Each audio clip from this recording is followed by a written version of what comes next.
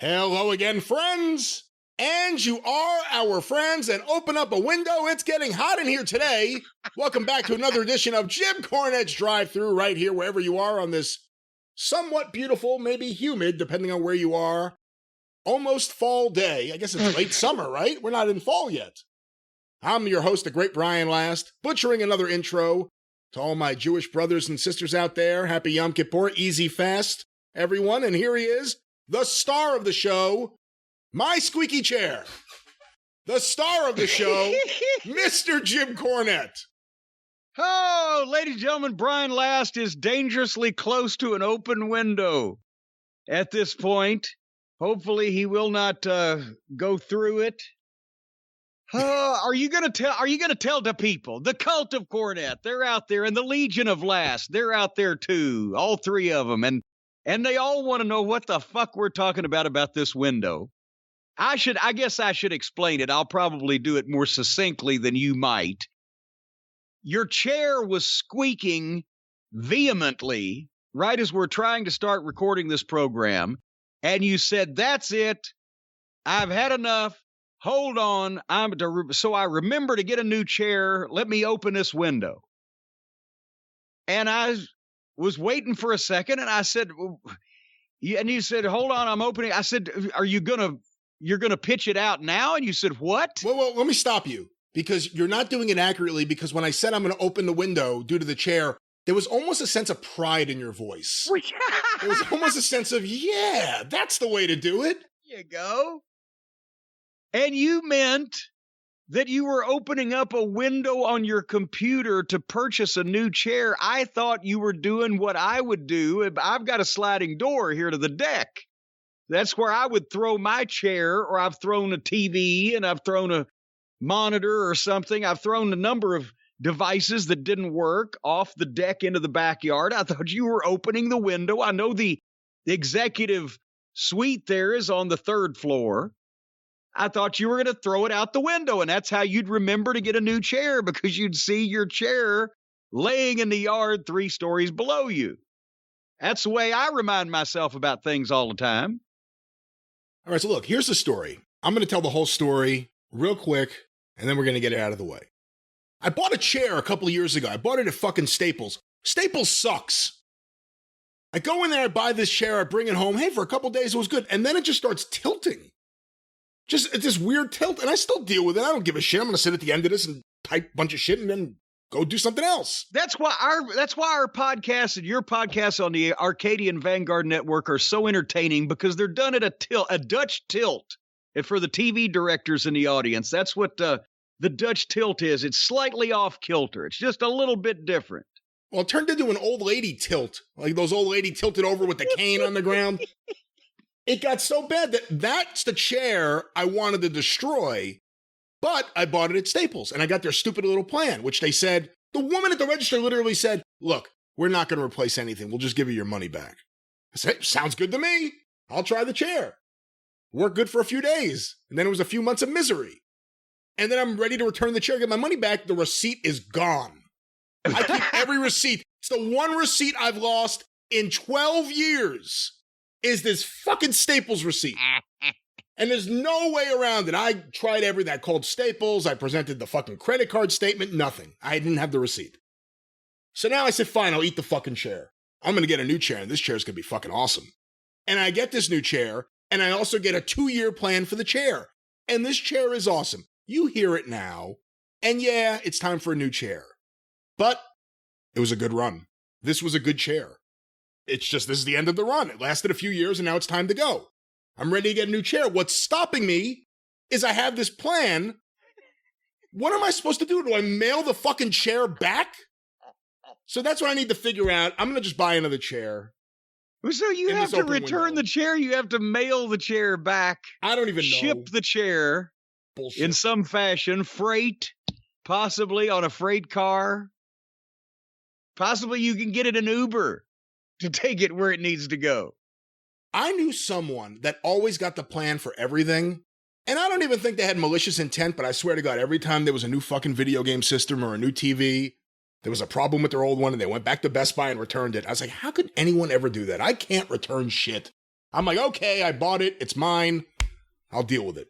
But this chair I wanted to fucking return, and now I gotta fucking find a way. All righty then.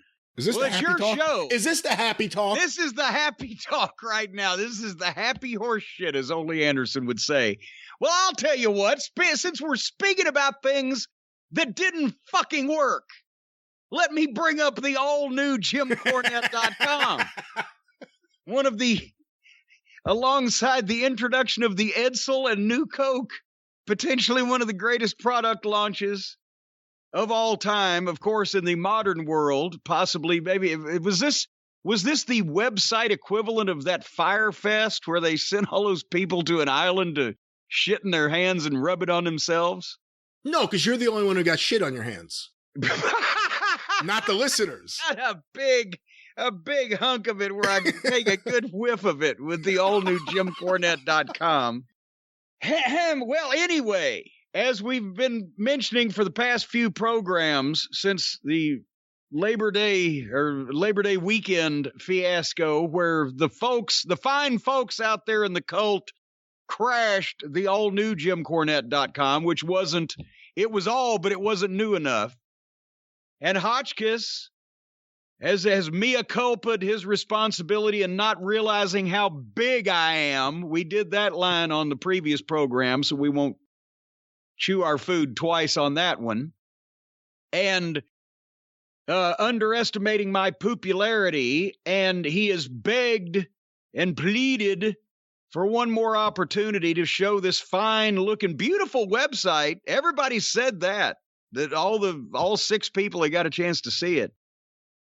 One more chance he wants. He's down to 9 fingers, by the way, so he's down 2. I evened him up on one side, and I unevened him on the other side. You can do the math.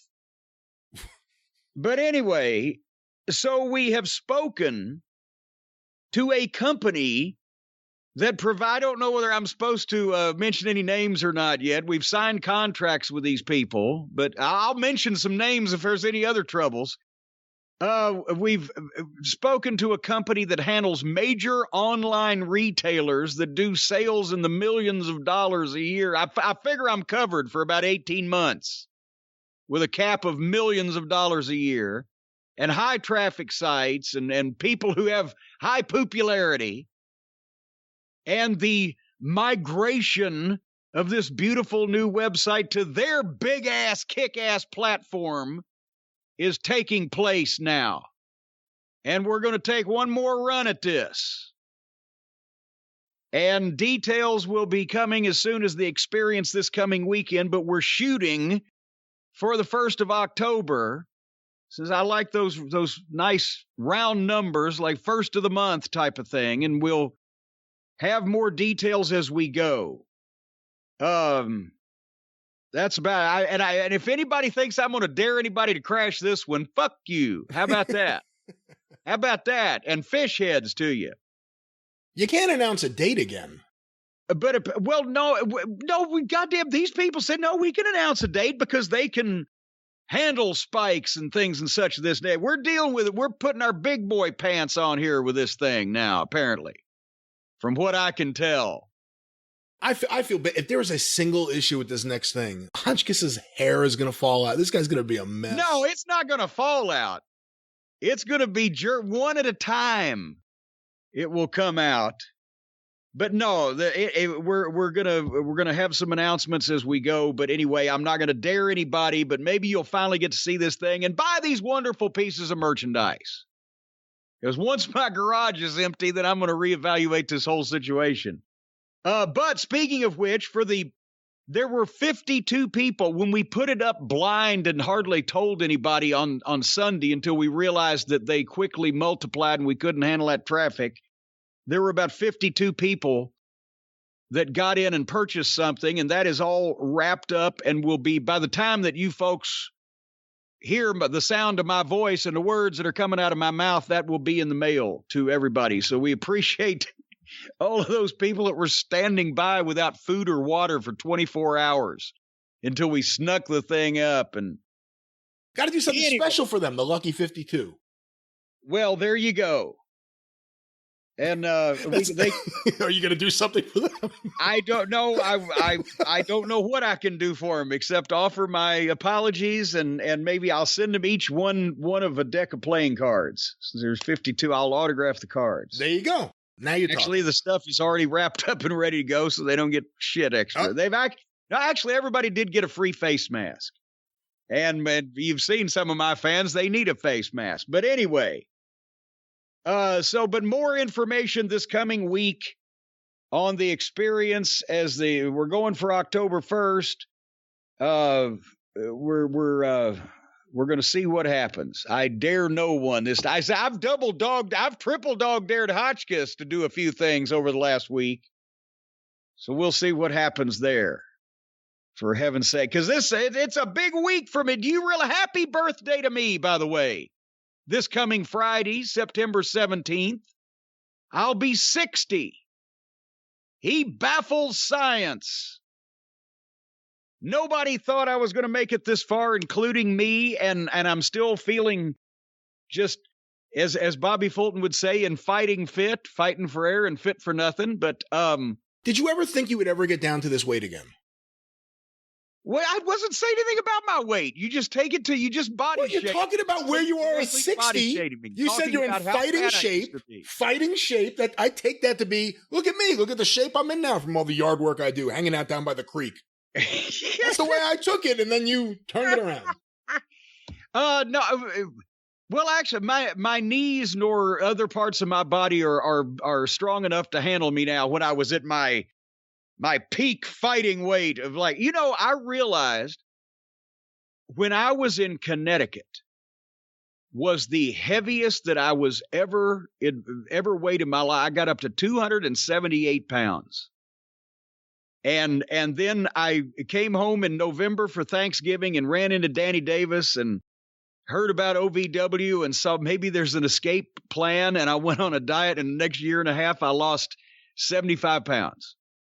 Hey, you bring up Danny Davis. I just saw one of your photos the other day, and I had even forgotten that he was Lawler's manager for the Andy Kaufman match. Yes.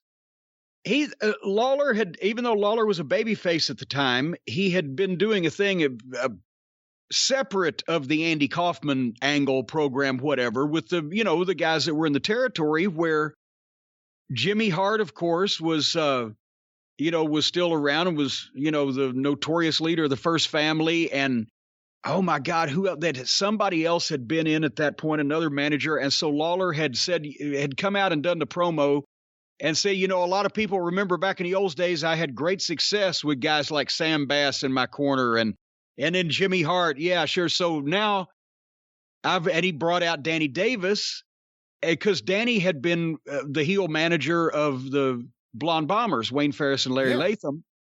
But at this point he was wrestling, and he had been, God almighty, I'm trying to think. He'd been in Nightmare and Speed at that point with Ken Wayne. Both of them had been the Nightmares.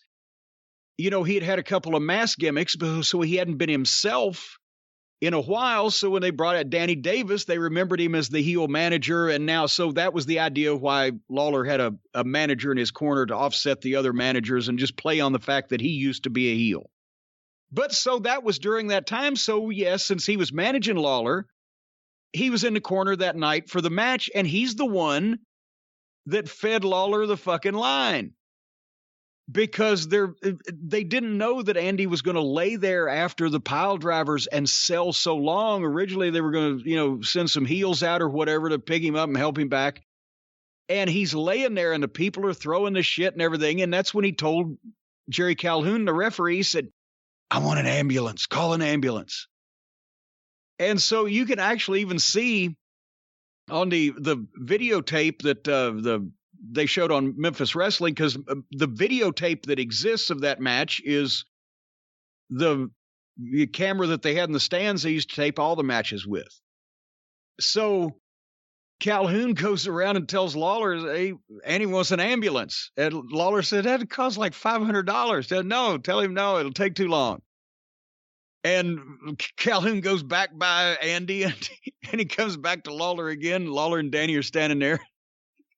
And he said, And he says he'll pay for it, right? Oh, goddamn. All right. Well, then that's when Danny said, instead of an ambulance, we got to call him a taxi, right? Because Danny's got that sense of humor. And Lawler got on the microphone and used the line. That's a great line. Yeah, instead of an ambulance, why don't you call him a taxi? And everybody, and then they started throwing more garbage on this Hollywood TV star that's laying crippled in the middle of the ring, and they're laughing as he's paralyzed. It was fucking great. Did you get hit with a lot of garbage? Because you were following along with your camera, weren't you? Yes, and there's that picture, and I never saw that picture. That was in 1982, and I didn't see it until like 3 or 4 years ago. One of the Memphis Commercial Appeal newspaper photographers that was there shooting got a picture of them wheeling Andy out on the stretcher. They didn't have like a gimmick stretcher that you carried. This was a real ambulance, real EMTs, and they had the real wheelie thing. And they're wheeling him out, and I'm following it, snapping pictures. And you see me on the other side of the thing, trying not to trip over some old woman's feet as I'm, trying to stay ahead of it and taking pictures. So I finally saw that picture like 40 years after the fact. Fun times. That's right. Back when everybody could buy a ticket and you could get in that night. The general admission in the Mid-South Coliseum was still $3 in those days. So you could get into a building and potentially throw garbage on a TV star for as little as $3. It was great. Hey, you know what else I saw? And I have all the original, I must have like the first year or two of the Jerry Lawler show, which is such an interesting show because it also shows you the charm of Lawler and how he won over that whole city. That clip that just went around of him interviewing that old African-American fan who had been at ringside or at least been at the shows going back to the beginning before the Ellis Auditorium. That was so wonderful. I love that clip.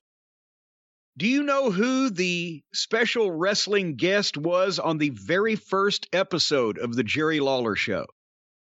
Wrestling guest, not wrestler guest. You were on the first episode of the Jerry Lawler show. Yeah, well, I was the first wrestling guest live in the studio. And I'll tell you, and for the people who don't know what the fuck's going on here, WMC TV Channel 5 aired the Memphis wrestling program, and we've talked about the ratings umpteen times, but they gave Jerry Lawler his own kind of, not even a talk package magazine show, the Jerry Lawler Show, that aired on Sunday mornings, and it was a half-hour show, right? At the start, at least. Yeah. That's right. I think it stayed there, but it was a half-hour show, but it ran for, my God, years and years. I mean, he was still doing it in the late 80s. I don't know exactly how long it ran, but... eventually he was co-hosting it with his then wife, Paula. Yes. Yeah, Paula. Well, Paula did segments from the early days anyway, but... So it started in 1983, ran at least 5, 6, 7 years. And on Sunday, this is an NBC affiliate in a, fairly major market, Memphis, Tennessee, right? But he was so popular, it did ratings. And it was everything from, wrestling guests and plugging the matches on Monday night or Cleveland what happened Browns. last week. Say again? Cleveland Browns. The Cleveland Browns, the King's Army softball team, musical guests, whatever. But history, because he had a segment with him and Lance sitting on a bench once. And it was amazing. It was just these two guys who loved each other, reminiscing. It was just a genuine, honest talk. It's so amazing to see. And it was the same thing while we were talking to that woman. It was just such a genuine, fun conversation seeing this woman who loved wrestling. Yeah, and that's a lot of reason why the wrestling fans watched it, because it was so big of a part of Memphis and the culture, and Lawler was such a name at that time, and he was the biggest local celebrity. But anyway, the point is, the reason why I was the first guest is because they taped it, at least the first episode, and, usually the subsequent ones, because Lawler lived in Memphis at that point, but they taped it after the regular wrestling show. But on the very first day, before the things even aired, I think he had some stuff on tape and some other stuff he's going to do. And then they realized that the only person that was driving by himself and didn't have a carload of people headed to Nashville for the matches in Nashville was me. He says, "Hey, Cornette, will you hang around for about an hour?" And okay. So he interviewed me in the heel segment in the other studio. Suppose that was the deal, so we wouldn't be on the same set, babyface and heel. I would be scared of Lawler, but since I was in a different studio and he was interviewing me on the monitor in front of his set, it was okay. And so I got to be I had no business being on the show then. It's not like they were using me on the wrestling program, but I was the one that could hang around without screwing up everybody else's day. I think that's the only episode of the show I ever did. Maybe. I mean, that was summer of '83, and you were gone in a few months. Yeah, I was gone fairly quickly. I wonder, maybe it was because I did a bad spot on the show. No, I'm kidding. Hey, one more question from me before we get going with the actual show here. With your show? Yeah. Mid-South Wrestling. You know, me and Mike Mills review it on the Mid-South Wrestling Television Review, and we're watching the early episodes of the Midnight Express. Whose idea was it? It was right when you got there. Whose idea was it to book Tom Lentz and give him a little bit of a run on TV? He seemed really out of place in the ring. Well, am I wrong? He had something, because Tom Lentz, do you know who he became and where you would have seen him several years later? No, where's that? He became Boomer H. Lynch in Continental Wrestling. Yeah. And he was a big guy, and they recognized that there's something entertaining about this guy, but he's very green. But so they get a little something. Sometimes you just take a guy and do something and see if it clicked. It wasn't going to set the world on fire anyway, but at the same time, if it sucked, the fans wouldn't set the seats on fire. And so that's probably what that was. But then within a couple of years, they started, Lentz, Lentz, was not exactly a, barn burner of a wrestling name. So he became Boomer Lynch. And I think he's one of those guys, just when the territories went away, it looked like he went away because there was no place to continue to develop. On one of those early episodes, it was either the second or third appearance you made, you called yourself Jimmy Cornette. Was it your decision or someone else's to just call yourself Jim? Because in Memphis, you were Jimmy. Yes, I read that's because everybody known me since I was 14. And I was going in Mid-South. I went by the format because that's what they'd put it down. I'm like, okay, I'll answer at anything. At that point, hey, you, yes, I'm coming right there. But then I said, I just started shortening it because it sounded a little more pompous, especially when I went to the James E sometime later on, rather than just, you know what I'm saying. I do. And ladies and gentlemen, this has been Happy Talk. Well, what else are we happy about? Well, I've said happy birthday to me. I'm happiest about that the most. This coming week, I'm going to be happy about this. Later on, my favorite episode, I think, is coming up. But Dark Side of the Ring is debuting this week, Thursday, September 16th on Vice TV at, I believe, 9 p.m. Eastern. The second half of the season 3 episodes. Well, there were, I think, 6 before, and now we got some more coming up. But anyway, the Plane Ride from Hell is this Thursday's episode. And I can't wait to see that because I've heard it written down. I've heard stories, but I've not seen it dramatically reenacted. And then this coming weekend on The Experience, which will be out Sunday the 19th, because I've already demanded in my contract I'm not doing a podcast on my birthday. So it'll be out Sunday the 19th. We're going to have Evan Husney and Jason Eisner on again this season to preview the next episodes that we're going to see. Chris Kanyon, Luna Vachon, Onita and FMW. Oh my God, so many more are running through my mind, but we're going to do that this coming weekend on The Experience, right? So we got that going for us. And my favorite episode that I didn't even mention, is going to be, I think, right in the middle. I think first part of October, Bruiser Bedlam.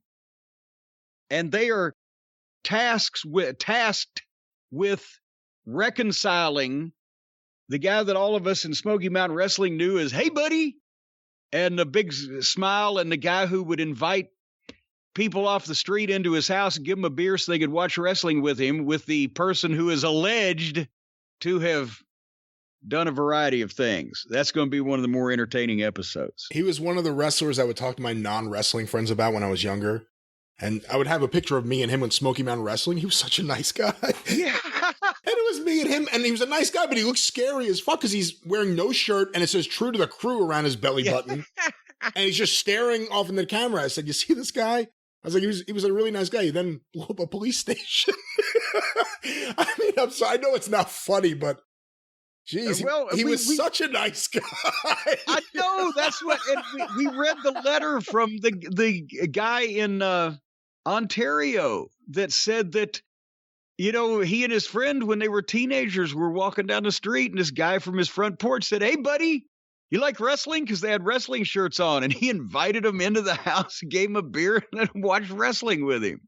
And they were like, "Oh, this is the greatest guy in the world," right? And they go back and they tell their parents, "Yeah, we met this wrestler," and they told him what his name was, and they knew of him in town for other activities. Is "Don't go there anymore." Sounded like you trying to stop me from doing a commercial. No, don't tie the child around the neck. Maybe not as urgent, but yeah. Yes, not quite as urgent. All right, well, it's your show. It is. Lots of things going on. Too many things. We have too many things to talk about. How are we going to fit everything into the show? I have no idea. Why don't we get some of these reviews out of the way? Why don't we get somebody needs to get us a lube sponsor. No, they don't. Why do we need that? So we could fit all these things in. All right, we got reviews. What? No. That was just an exacerbated, not an edit. There were two different sounds. We watched a couple of shows on Friday. We didn't watch closely, but we watched the high points. We watched. Would you like to talk about those? Well, yeah. It's your show. Okay, well, why don't we start with the show that started at 8 p.m., Smackdown on Fox. I guess that is the WWE's biggest show, technically, because it is the Fox money.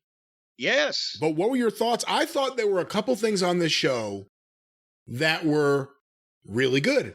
And then there was a lot of things that it was almost like gravitational pull, my thumb to fast forward. It just pulled me towards it. 8-man tag, fast forward. But there was some good stuff on here. And also I want to commend, I don't know who's running, who's doing things. Who's the Lee Strasberg of today, but Seth Rollins, a great change of events there and a new side of his whole acting. Oh boy. I don't know. He's got some competition from a man over on Raw as far as being a great lesbian, whatever he is. He's Sir Michael Redgrave is turning over in his fucking tomb right now. Alas, poor Yorick, I knew him well, Horatio. A man of, all right, anyway. Who else is going to have Shakespeare on their podcast this week? Hey, Come that's on. right. And for head, the world's most noted forger, William Shakespeare. Did you ever, his middle name was Sebastian. Did you ever hear that? William Sebastian Shakespeare. I did not know that. Yeah. I knew him as Bill. Well, anyway, on SmackDown was September the 10th, but they did a special September 11th SmackDown Open. I'm not going to critique that. WWE does incredible video packages. I'll critique it. Okay, go ahead. Look, I'm from New York, and I lived through all of that. I'm from Long Island. I don't want anyone to think I was in downtown Manhattan or anything, but I'm from a suburban area of Long Island where everyone commuted, including me, into Manhattan. So I lived that whole thing, so I could say my thoughts. I thought it was a bit disingenuous, that video, and I get why WWE has to do something, but I thought they overdid it on the show. The fact that, and this is where knowing something about baseball, this infuriated me, and it may sound minor to someone, but they showed the George Bush pitching the strike at the World Series. Then they showed the moment everyone always talks about, Mike Piazza hitting a home run, first game back in New York, first game back in the country for the Mets, which happened before that. And then they just put up a generic photo of Mike Piazza from a different game altogether, rounding the bases, a different moment altogether. This specific moment is one of the biggest moments in baseball in the last 20-something years. They just honored the moment again. They worked the baseball footage. They used a picture of Mike Piazza from years later for that home run, and that infuriated me. And I will say one more thing, and I don't know the whole story, and I haven't talked to anyone about this, so this is just my 2 cents on the fly. It is bullshit that you didn't have Zelina Vega on this show. Oh, I heard about that. That's insane. That's bullshit. I saw what was on this show. I understand if it was just any generic girls match or any generic underneath match, but when you had this person with this tie to the theme specifically do advance publicity, mentioning her father and the whole, how do you not just send her? They got to have 60 seconds. Hey, here comes Zelina Vega down the aisle, and everybody cheers. You go to a commercial. They've seen her, and then she can say something in the commercial break to the hometown folks. How did they just say, nope, don't go out? What the fuck? It's infuriating. That's insane. And I'm sure it would have meant something to her. I would have to imagine. I don't know. Yeah. It would have meant something to her to be there. The next day they had every year for 9/11, they read all the names. It's on every channel here in New York, and I watch it because I knew some people, and it's still something I think about. And she was on there. She was one of the people reading the names. She read her father's name. And she was with another woman, and I saw what got on SmackDown. How in the world do you not give her a moment on that show? A match, an interview, something on that show. I saw what got on that crap show. Those are my 9/11 thoughts about WWE. Well, I didn't know enough of the baseball history, but I thought since we did critique in some way, I will say it was nice the way they transposed Vince McMahon and George Bush, the 2 leaders of our country at the moment in that package. But anyway. Remember when Stephanie compared 9/11 to her father being indicted by the government? At least they didn't play that clip again. That probably would have aged even less well. It was our own personal 9/11. Oh, my God. That's what she said. I know. It's just, it doesn't get easy to hear that. It's such a tone-deaf statement. I mean, how do you say that? That damn Vince was so upset. He went through the mansion in Greenwich taking the water coolers out of all the guest bedrooms.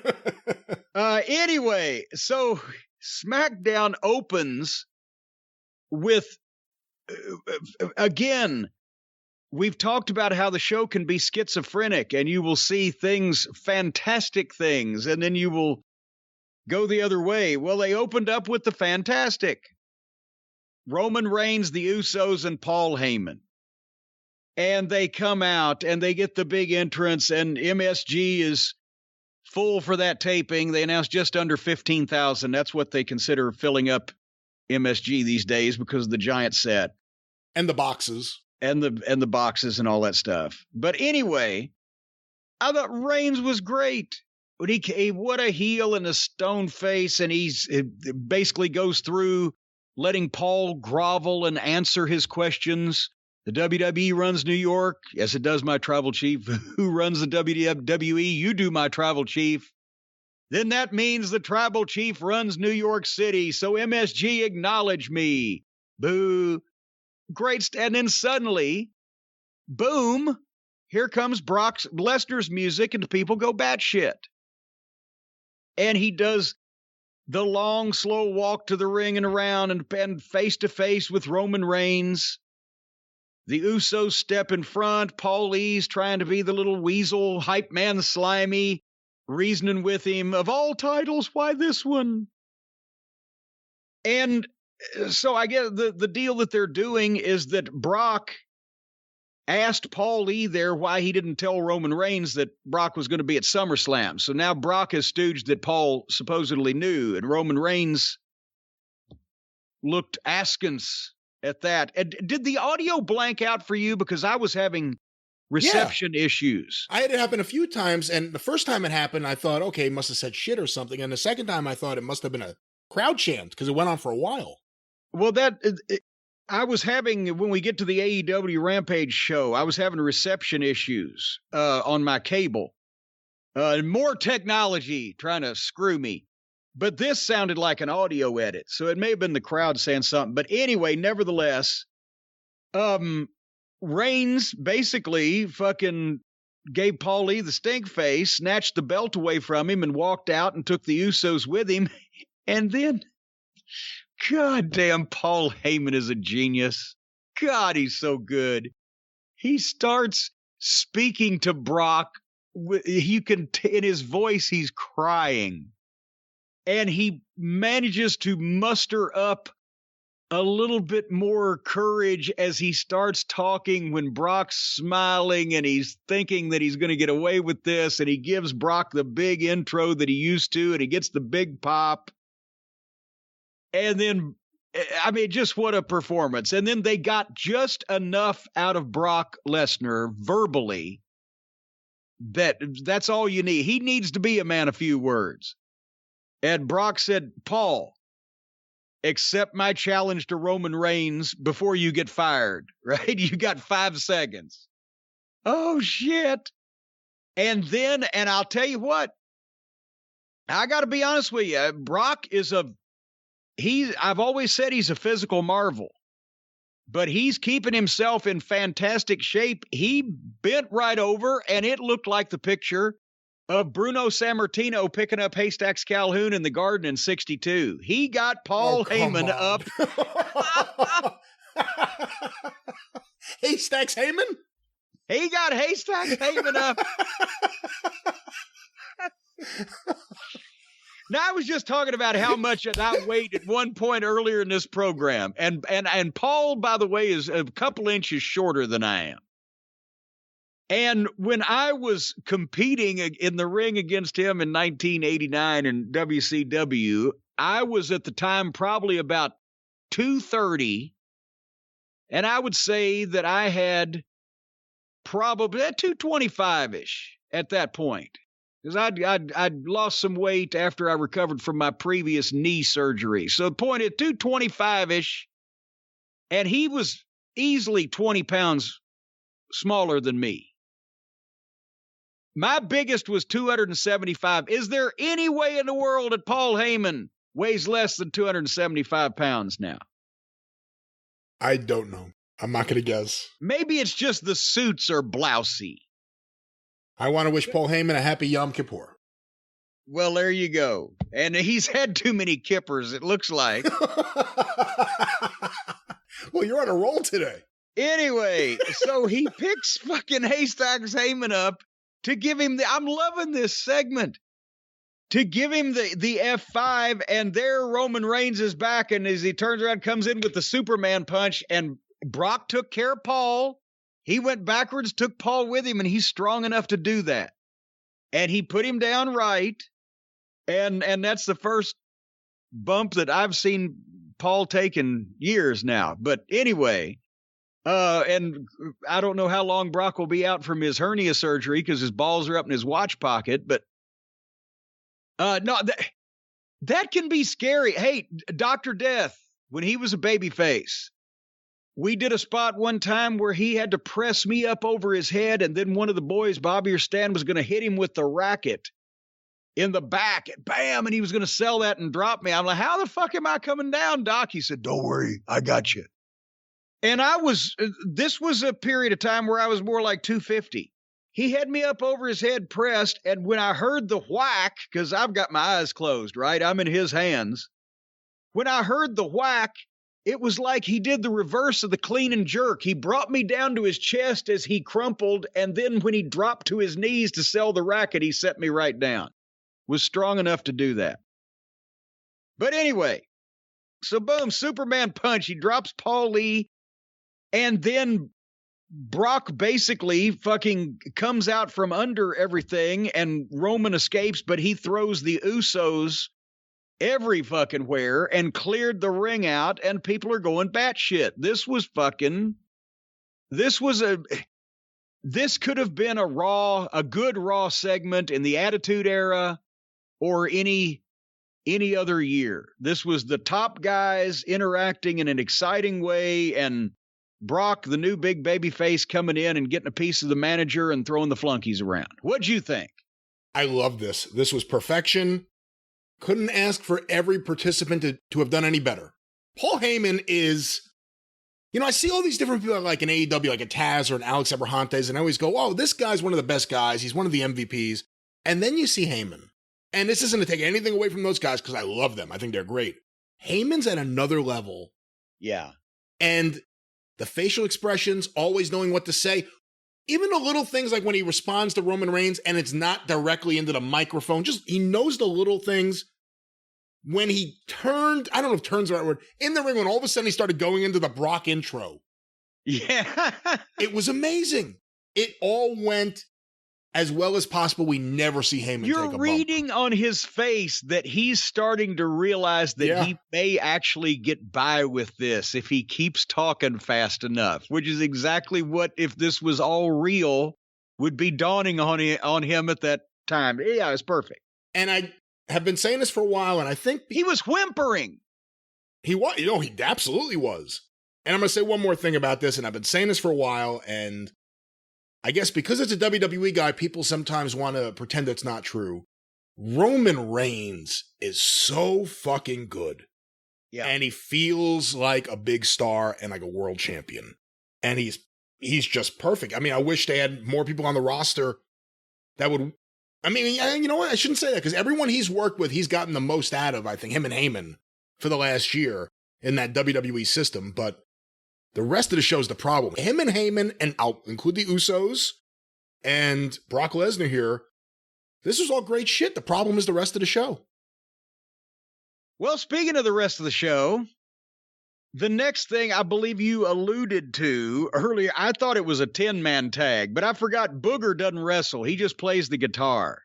I saw Booger, I saw Shaky Nakamura, I saw Sami Zayn. He's going to talk. It's a 10-man tag or an 8-man tag or whatever. I've skipped this because I did not care. Did you care?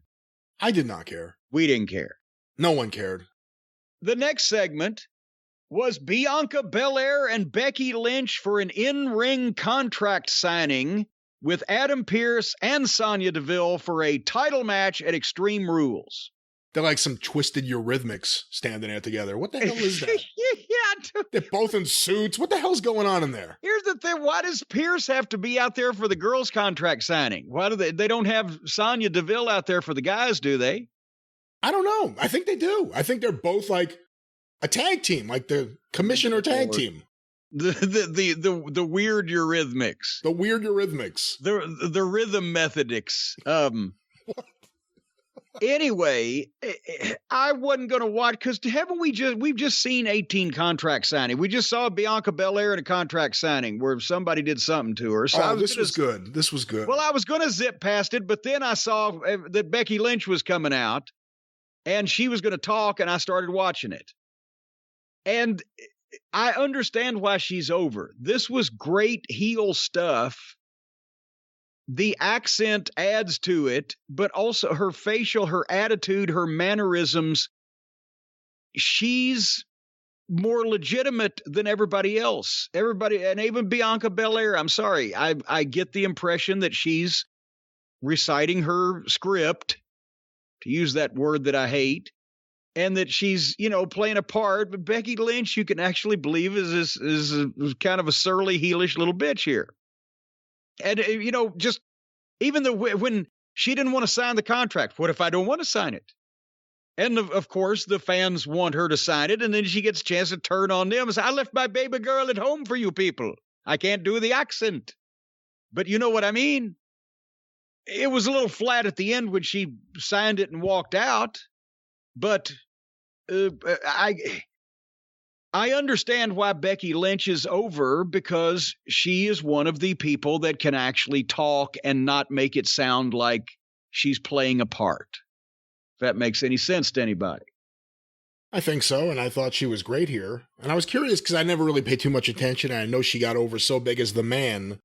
And then all of a sudden she came out with the boa, or not the boa, but the robe, and it was a whole different look. And that was the only thing I thought. I thought she was great here, but if she was so over as the man, why are they getting so far away from that? Like Steve Austin, I mean, you wouldn't just be like all of a sudden, okay, now come out with a fucking robe on, dancing to the ring. Well, I mean, I'm not able to explain all of their intricacies of their lunatic booking, but I understand why she herself is, well, maybe, is it, can you bring the man back after the man has a baby? Maybe there's something there. Maybe. But I thought she was great here. I thought she was really, really good, and she was so comfortable on the mic, and I really like this. What about if she could do Seth Rollins' promos for him? Oh, that would be a dream. That would be a dream come true these days, because, well, we'll talk about that in a second. Again, Paul, and by the way, I'm going to continue to call her girl interviewer until she gets a lower third, that's a graphic on the lower third of the screen with her fucking name on it, or somebody says her name. Because if you're a casual viewer of this program, which that would describe me, there's a young lady in the back that surprises people with getting promos from them as they're walking around the area, and she never gets identified. It's always either coming back from a commercial break, she's just there and surprises someone or whatever the fuck, but they never acknowledge her, what her name is. So Paulie was surprised by girl interviewer. And these two are great together. They've got a thing going. I mean, he could be great with a fucking broomstick, but they have good chemistry. And basically, he conveyed the information that Roman Reigns was going to watch the tag team title match tonight with the Usos in it, and then answer Brock Lesnar's challenge later tonight. And then he ran into Big E with the case again. And Big E's just mugging and making faces and things. And then we get Seth Stalin. No, we determined that Stalin did not, in fact, have a Bolshevik beard. He just has the mustache. That's right. So we actually got maybe Seth Khrushchev. Or was it Seth, another one of those Russian fellas? Khrushchev was bald. Khrushchev was bald? That's right. Oh, I'm thinking of Brezhnev. Which one had the weird birthmark on his head? Mikhail Gorbachev. That was Gorbachev. Now, Seth Rollins doesn't resemble Gorbachev. Well, no. Now, Yeltsin would get drunk on vodka and dance on stage. That resembles Seth Rollins' entrance. Seth Yeltsin. Seth Yeltsin. Boris Rollins. Yell for Seth Yeltsin and Boris Rollins. That's going to be another tag team on NXT. Seth Yeltsin and Boris Rollins. Will he ever dare wear red in the ring again after this conversation? So Seth Rollins and Edge was the singles match here, and it went a while. And actually, the only reason I didn't like it is because I felt like we've seen it a lot. But it was a good, solid WWE-style wrestling match with good work. Went through, as I said, about 3 segments. There was nothing wrong with it. There wasn't anything different about it. It wasn't necessarily a blistering pace until they picked it up toward the end. You know, I mean, Edge hit a pedigree at one point, got a 2 count, got a big pop for hitting the move, and then a big pop for the 2 count, false finish. You know, finally, I'm not trying to knock it, but I'm not really trying to praise it either, because I guess they've just made the big WWE style match all the same these days. It was technically excellent, but you know it just only means so much in this atmosphere. Finally, Edge gave Rollins a gourd buster off the top rope and went for the clover leaf, but Seth got the ropes. Edge got a crossface. Seth got the ropes. Edge hit the implant DDT and went for a spear, and suddenly Seth turned it into a neck breaker. But they start doing moves back and forth to each other, even though the other one has been fucked up for some time. Edge caught Seth with the sit-out power bomb. Good Lord, I'm looking at my notes here now because I was in the dark. The buckle bomb. You were in the dark? I was watching it. It was starting to get dark. The sun was going down when I was watching this on my DVR, and I didn't turn my light on. I was curdled up in bed in comfort. Seth gave Edge the buckle bomb, but ran into a spear. They just they're doing big moves to each other in taking turns, is what I'm saying. If you've just got buckle bombed, then how's the other guy I don't know. How are you going to give the guy a spear? Anyway, they're getting pops for these 2 counts. But finally they squashed the referee in the corner, and then Seth hit a kick to the balls, and then a super kick, and then another super kick, and another super kick, and a curb stomp. And finally, slowly went for the cover. 1, 2, 3. So it was a good match with a real good second half and a rotten finish. Again, the heel beats the babyface flat. He cheated with the kick to the balls. Goddamn, then hit the super kick and pull the tights. He did super kick, boom. And the guy says super kick, boom. Super kick, boom. Curb stomp. It's flat, and you've beat the babyface flat. You've just and he wasn't trying to win. He wasn't going for a cover in between all those kicks. He was just mad because Edge wouldn't stay down. We'll pin him for 3 seconds.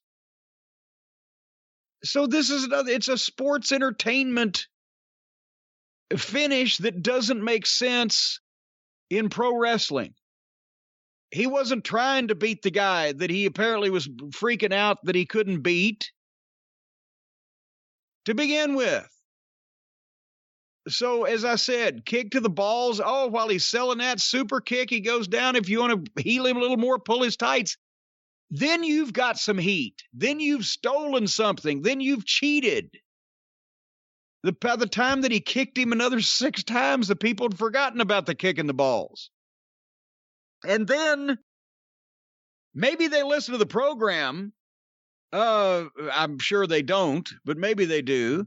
Because at least they had somebody come in to check on this guy, but they had fake EMTs rush in at 100 miles an hour with a stretcher and a backboard, and they were starting to tape this motherfucker up by the time that they went to the break. And 3 minutes later, and now I know somebody out there is going to say, Cornette always complains. If they do something, I'm saying make it look legitimate. 3 minutes later, they come back from the break. The ring is already clear, and they have a camera with footage in the back. They're already wheeling Edge into the ambulance in literally 4 minutes' time. That may be because they were running late, but it's not legitimate. I've been taped to a backboard in the middle of a wrestling ring and loaded into an ambulance by EMTs that were not smartened up. And it took a fucking while. And they didn't even actually untape me when they got me to the fucking hospital. I was taped for 3 fucking hours. But anyway, at least they're making the effort. However, that's where, and then I will say this and finish this, and then I'll let you give your thoughts on this thespianism. Because they've shot Edge being loaded into the ambulance, and the girl interviewer goes to Seth Rollins with, well, what do you think about this? And he's got the blank look, and he's like, I don't know how I'm supposed to feel. Am I supposed to feel? I don't know if I do feel. I don't know what to think. And it's some dramatic rendition of this basic verbiage over and over, like he's lost his mind and lost his ability to feel and all this bullshit. He's a fucking heel. He should have been laughing, and if he dies, he dies. If they wanted to comment at all, I don't give a fuck. I meant to do it. I did it on purpose. That's what a heel says. And obviously, since he did it on purpose, he meant to do it. So that would have been somewhat in keeping with the actions that we just saw him do 5 minutes earlier on the program. But I don't know how to feel. Why are they trying to turn these guys into actors? Because they're all rotten at it. All wrestlers are rotten actors. It's like they try to make everyone unrelatable. and I don't understand why. I was not looking forward to this match. Like you said, it feels like everything's always a rematch. And I've heard people say like AEW doesn't do rematches. They've done some, but they don't do it like WWE. It's every week. You always feel like you're seeing the same match every single week. Even if you're not, you feel like you are. I love rematches when they change the stipulations to make the match different. You know, I can go for fucking two guys working 16 weeks in a row if the people are still into it, if they'll change the rules every once in a while, but it's just the same kind of match done the same way. So I was ready to dismiss this match, but I started watching it and I got into it. And I was like, man, this is really good. Edge is really good in this role of like the old veteran who he looks like he's an old veteran, and Rollins can work. It's just his mic skills that are a problem. And then when they started going into all that dramatic shit at the finish, man, did I hate this. And it was ridiculous. And there was no point to it. And then the bad acting backstage. So I don't know who this is for. I can't imagine what audience this is for. I mean, I know who it's written for, but I can't understand the mindset of someone else would want to see this. You know what, Brian? If you would think that somebody would want to see Drek like this, well, you'd have to be just practically nuts, wouldn't you? Of course, Jim, as we've established here on this show, being nuts is a good thing thanks to our friends over at nuts.com. That's right, because the listeners of this program have gone nuts for nuts.com, the best kept secret of savvy snackers across the country. Wait a minute. Hey! Hold on. Hey, you did it! I got that one out, those snavvy snackers, or snavvy snack. Anyway, it's given me trouble in the past. Folks, nuts.com isn't just for nut lovers. It's your one, and we know a lot of nut lovers out there, but it's your one-stop online pantry shop also, because in addition to the white chocolate toffee cashews, the bourbon pecans, the honey sesame sticks, they've got an incredible variety of snacks and pantry items available, including candies, dried fruits, baking mixes, pasta, and more. There's over 4,000 products to choose from. And whether you want nutritious, delicious, healthy nuts, dried fruit, flours, grains, or other high-quality foods, you can have them all delivered straight to your door. Raw, organic, roasted, salted, and candied nuts, even chocolate dipped. They've got pictures of the products so the kids can point, and then you can slap their hand and tell them they'll eat what you give them. No, folks, that's not the way it works. That's not the way you do that? You can't be slapping the kids' hands anymore. No, you just say, tell us what you'd like, and we'll get you everything you like. All right. Well, nuts.com also has gluten-free and vegan options, and delivery is fast. We've talked about this. It's almost like instant, because most orders ship the same day, so it comes the next day fresher than the supermarket. And right now, new nuts.com customers, the people who have just gone nuts over nuts, can get free shipping on their first order when you text the word experience, that's my show, experience, to 64,000. That's 64 and 3 zeros. In case you're wondering, nuts.com has all the stuff you want, and you'll get free shipping on your first order if you text experience to 64,000. Terms apply. Available at nuts.com/terms. How can there be terms on nuts? I don't know how to answer that, but I do want to recommend the chocolate-covered gummy bears. They are incredibly delicious. Boy, the white chocolate toffee cashews, just a bag for me by myself. That's what I want.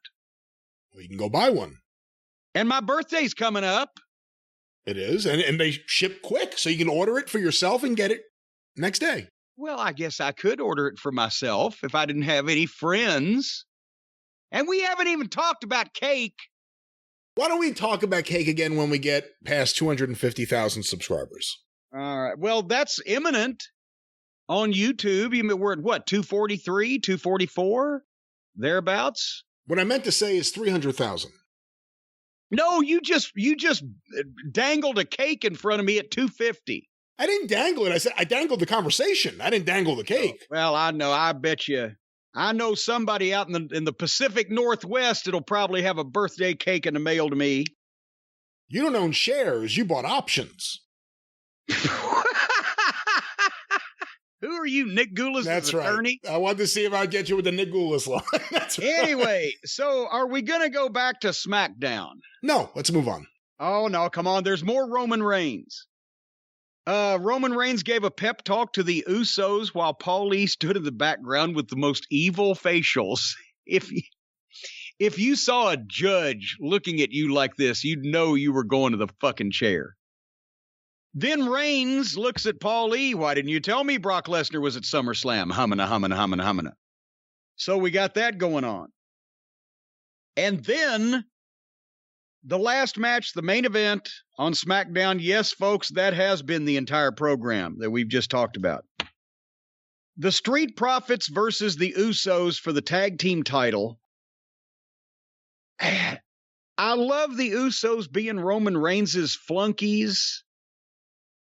I'm not sure I like their matches. And maybe it's just because I know the Street Profits have a ton of potential, especially Montez Ford, but he's green and awkward. He's a great athlete. He's green and awkward. They started this match 100 miles an hour. As I mentioned, I wrote Ford, green and awkward. Jimmy Uso did a dive to the floor over the top of Ford. He tried to dive on Ford, but cleared him over the top of him and kind of drug him down with him, almost killed himself. Then he looked surprised that he was okay. One of those type of dives. And then they went to a commercial break. This was in the first 60 seconds of the match. What the fuck? As they came back in the next segment, the Street Profits are shining. And then they just stopped Dawkins. No heat spot, no healing per se. They just took over on him. And it kind of slowed down to, at that point. And then suddenly, after they got some heat on him, Dawkins suddenly popped up and made his own comeback and clotheslined both the heels over the top rope. And then Ford, with no tag, just jumped in, ran across the ring, hit the far ropes, and then ran back and dove over the top on both heels. And then Reigns walked out, and they go to the break again. And that was a 3-minute segment of match. So this was it was hard to watch to begin with, and then they broke it all up when they came back for the last segment. I forgot for quite a while to start watching it again. Then they super kicked and splashed Dawkins and got a real big pop on a 2 count and got a "This is awesome" chant for this match. I thought, okay, the bar has been lowered on "This is awesome." Because as great tag team matches through history go, this one doesn't. Then Montez Ford hit a splash off the top rope. He was 15 feet high in the air. And as soon as he did, Reigns rolled in for the save, and it was a DQ. Ding, ding, ding. And Reigns grabs Ford and front face locks him and just ragdolls him. He's just jerking. His feet are flying around. And the Usos start getting some heat on old Daryl Dawkins. And Ford is choked out. So anyway, Reigns accepts Brock Lesnar's challenge. He will fight Brock Lesnar, and then the lights go out. And now, shit, here comes Brock. No, lightning, music. By the way, Sting gets snow, and this guy gets lightning. Everybody's a meteorologist now. It's Finn Balor, but it's not Finn Balor because, as the announcer said, Roman Reigns will not, at the next pay-per-view, be facing Finn Balor. He'll face the Demon. What's the goddamn difference? It's the guy that we knew he was going to wrestle with body paint on. And they even said it was his alter ego. He must have been altered when he came up with that ego. How about that? Face to face, Finn Balor and Roman Reigns. Finn Balor looks like a ripped, fucking in shape athlete with abs. This guy painted up, looks like it covered up his abs and his body. It didn't cover up his arms because they ain't big enough. And it looks like a skinny guy at a Comic-Con facing off with Roman Reigns. So I thought the tag match to get that much time, even though they broke it up so you couldn't follow it, but it still took up, counting the entrances and etc., quite a bit of TV time, and it wasn't that smooth. And then, goddamn Montez Ford has a great splash off the top rope 15 feet high, but he can't throw a punch. And then they just did the DQ that you could see coming. So that's kind of what that was.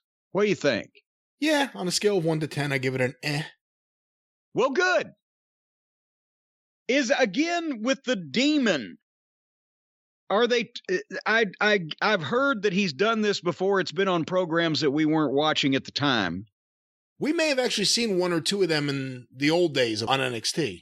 The old day. Well, the question is, does he have supernatural powers like Bray Wyatt did when he got all gimmicked up?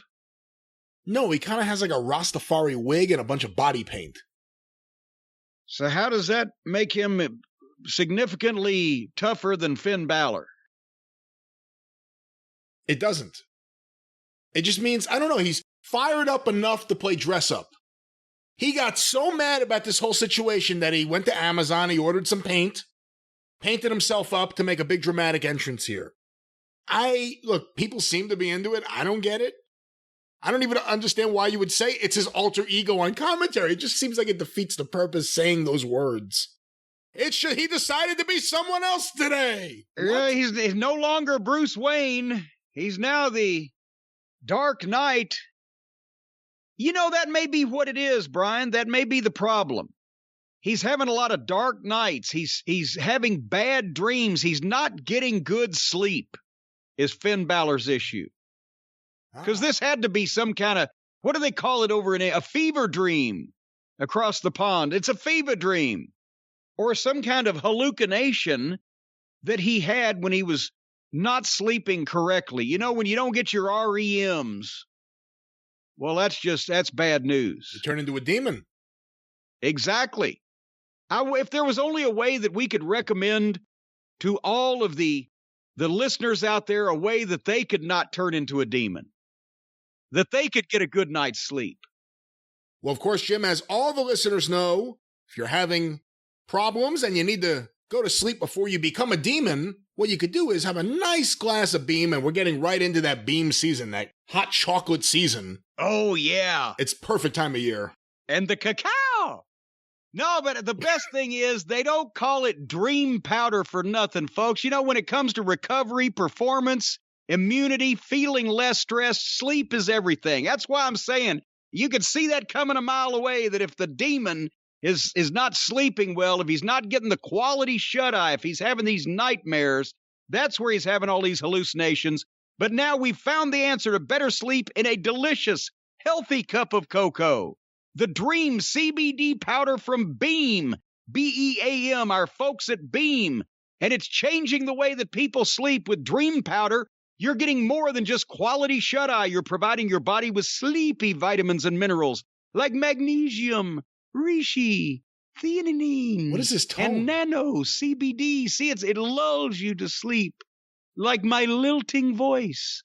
Dream is essentially a guilt-free, sleep-inducing warm cup of organic cacao and organic cinnamon without any calories or added sugar.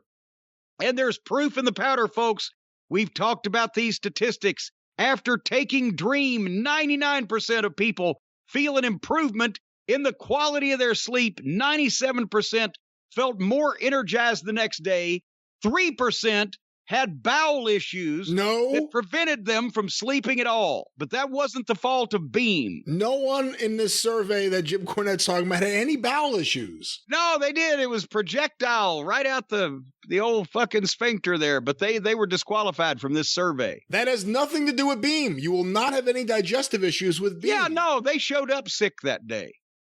Anyway, if you want better sleep and better days delivered every month, Subscribe to Dream for awesome perks like free delivery and 35% off your first month. Plus, you can pause or cancel at any time. Subscribe today. Save 35% by going to beamtlc.com/JCE. That's BEAMTLC.com/JCE and use the code JCE at checkout.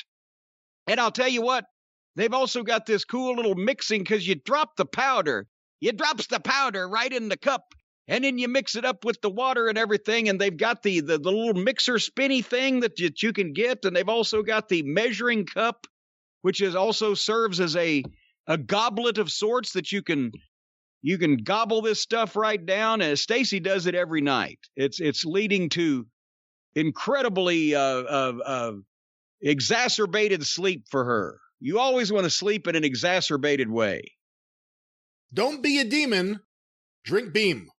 You won't be demon when you're beaming. See? There you go. Just needs a little work. Well, speaking of needing a little work, did you see AEW Rampage this past Friday night? Yeah, I did. What's going on here now? The numbers of Rampage on Friday night, I hear now, are back basically where they started at. And possibly one of the reasons why is because on this hour program that 2 weeks ago, was it 2 and 3 weeks ago? It was 3 weeks ago, the debut of CM Punk, right? Maybe a month ago. I'm not sure. No. It was the 20th. So that's 3 weeks before this program. On this program that happened 3 weeks after the most celebrated signing, the most celebrated interview, the most celebrated appearance, a segment on television, whatever, in some time, did you see the face or hear the name or hear the voice of CM Punk on this program? Not that I recall.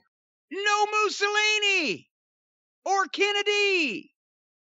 No cult of personality. And I know somebody out there is going, oh, Cornette, he can't go out and do an interview every week, and you don't want him to go out and wrestle every week. No, but here's the Friday night show is 10 to 11. It's later than Dynamite. It's shorter than Dynamite. But it can't just be Dynamite and just half as long. And what they're trying to do here is put an hour of Dynamite, in my opinion, on 2 hours later and call it Rampage. The matches are kind of the same length, the whole 9 yards. Develop a different flavor for this program. Yes, you should have a main event feature match, probably in the middle of this show because you're fighting sleep. That's longer if the guys can carry it. Have a live promo with only top guys that can talk and the people will be interested in, because you've got less time to dick around. But this show could be not a magazine style program, but have features or elements of that. You want to, why that CM Punk couldn't be on the show just because they didn't want him to do a live interview or they didn't want him to have a match or whatever, but why couldn't somebody else be on talking about CM Punk? Well, again, I'm sorry to interrupt you. Let me just remind you, this show is taped. It's not a live show. It was taped. That's what I'm saying. Something on tape about somebody talking about him. Or I'm not even talking about another wrestler. The first night that he was there, they gave away, I heard, what was it, 16,000 or 15,000 ice cream bars, right? Something like that, yeah.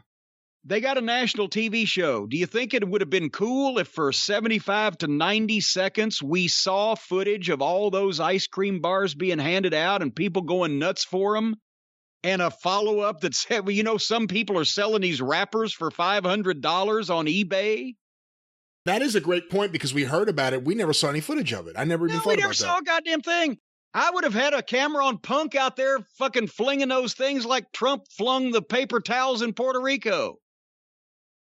But you didn't see it. You didn't hear anybody say it. You didn't hear anybody talk. Well, on the internet you did, but not on their television program. Have a news segment about the signings, making news, where you show the screenshots from the various websites, legitimate ones, Sports Illustrated or whatever the fuck, where their signings were covered. Have an injury report. Keep the show moving. Coming in and out of your breaks, have these little things. Don't just be backstage fucking promos and then to a match that goes too long or probably shouldn't be on national TV to begin with, blah, blah, blah. Figure out 3 or 4 of your talents that don't necessarily get a lot of time on Dynamite, but that you'd like to do something with, and put them in a recurring piece of business on Rampage that makes it different from the Wednesday night show. And you're seeing some different guys, but also make it more of a, hey, this is how big we were this week in AEW. This is all the things that all these top guys that we've got signed up now did, or here's the rumor of who's coming next. And make it a more quick moving and informational show with a lot of names and a lot of stars. Just an idea. But anyway, keep 2 out of the 3 matches shorter than what I'm seeing. But right out of the open, and see, what they did was to try to conserve time, since they do have only an hour. Right out of the open of the show, they've already got these guys in the ring, Andre Olio and Pac.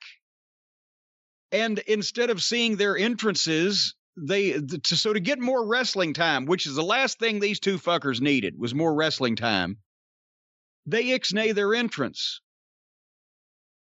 Well, their entrance is what makes, usually in some cases, some of these guys look like a star. When you just join it in the ring, they look like Ned. So I would have given them as much of an entrance as possible and take away some of their wrestling time because they didn't need it. However, did you notice the weight that Pac was introduced at? I did not. 206 pounds. Oh. He's been training since we've seen him last. He's gained, what did they announce him at last time? And I made mention, I said he could get away with easily 200 and something. They announced him at 180 something. Now he's 206 because he's been training. And you'll never guess, Brian, how they started this match. They started it with the AEW special, going to the middle of the ring and just trade blows back and forth. Forearms, 12 of them, 6 by each. Then 7 more unanswered forearms and a knee lift by Andre. And finally, Pac went down. So Andre hit Pac with 13 forearms and a knee lift, and Pac finally went down. Then they got up and did a running spot with nip-ups. And then Andre just took over and got some heat on Pac. And then Pac suddenly made a comeback with flips and spins and dives over the top rope. And then they fought on the floor, and they were outside for about, well, actually not about, I timed it, 30 seconds. And then the Pac rolled in to break the count under the rope and back out, and they were out there another 20 seconds. And then they got back. Everybody is trying a bunch of new moves, and nobody's trying any new matches. Can we not have any different matches? Stand in the ring, trade blows, do some gymnastics, go to the floor, spin forever out there, get back in the ring, try some new moves, but we don't really know how to do them right.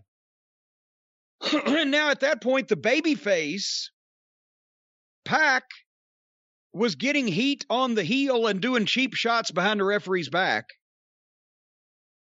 And then Andre jumped over the top rope and DDT'd Pac onto the apron, then flip dived over the top to the floor onto Pac, then threw him back in the ring, covered him, and got a 1 count.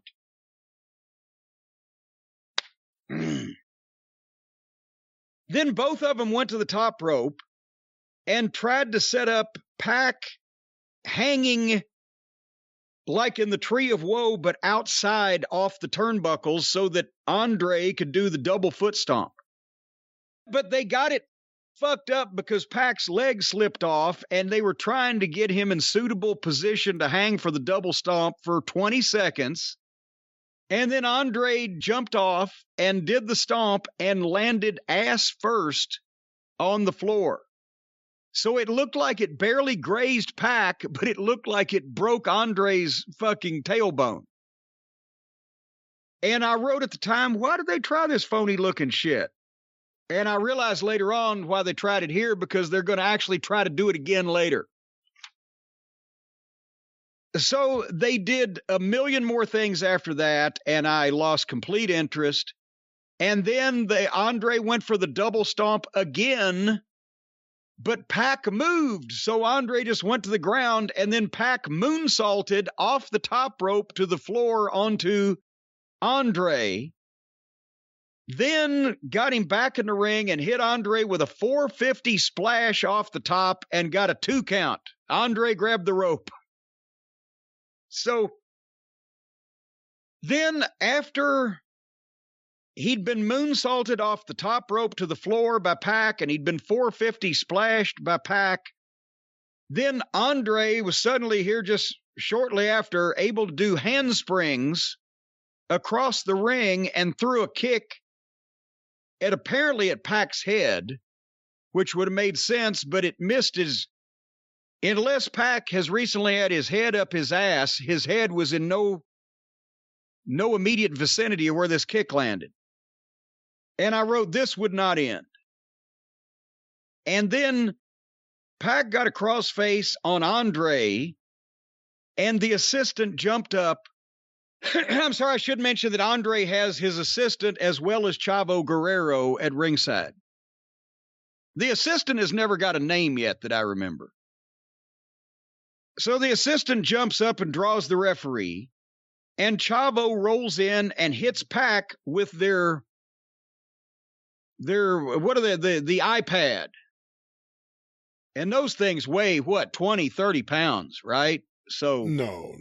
Exactly. So he hits Pac with an iPad. This is the fucking guy that just been DDT'd on his fucking head and been blah, blah, blah. But he gets hit with an iPad and rolls over and gets pinned for a 3 count. And the Lucha Brothers are out pissed off, and the heels are on the ramp, and the Lucha Brothers are tending to Pac.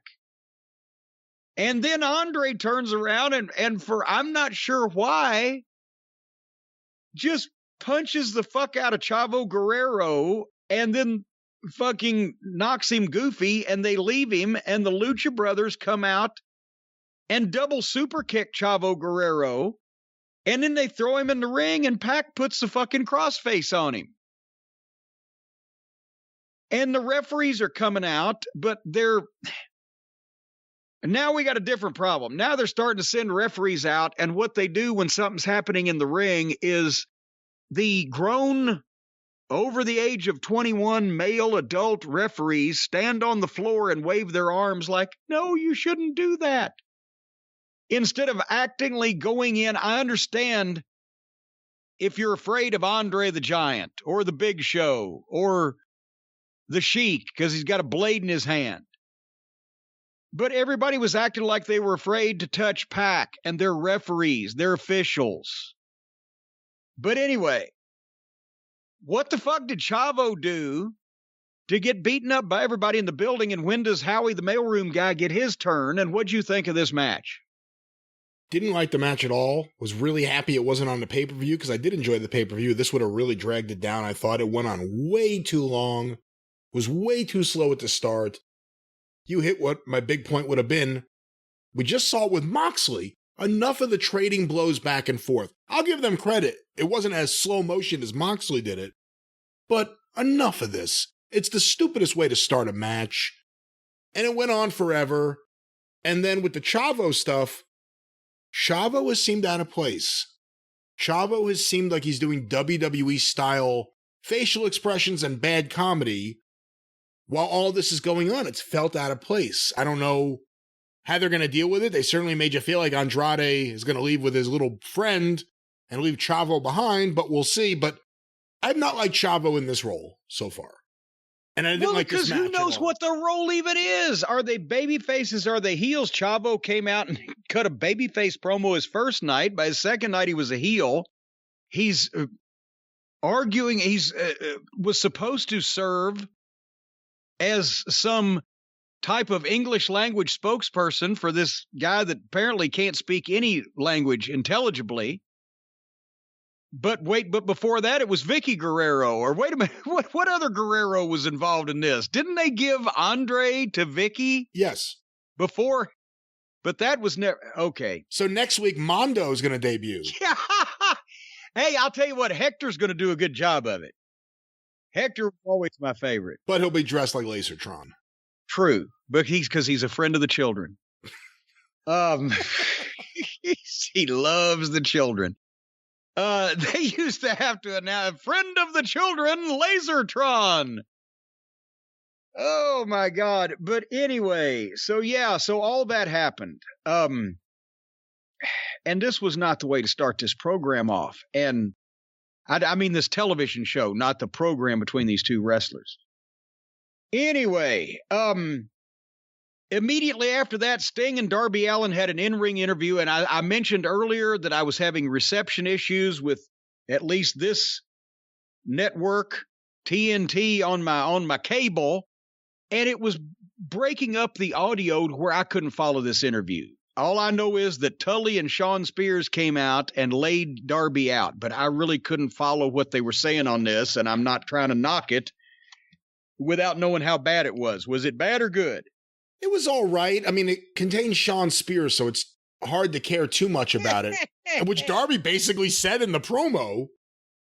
And now, ever since you pointed it out, fair or unfair, there's almost nothing Tully could say on the mic where he doesn't sound completely incoherent. As soon as he came out there and started talking on the mic, I said, I'm going to pay very close attention to his words. And I said, what the hell's he saying? But this is to set up a match next week, and then I'm sure they'll move on from there. It's a fine thing to do with Darby, I guess, just to hold place before whatever's next is going to happen.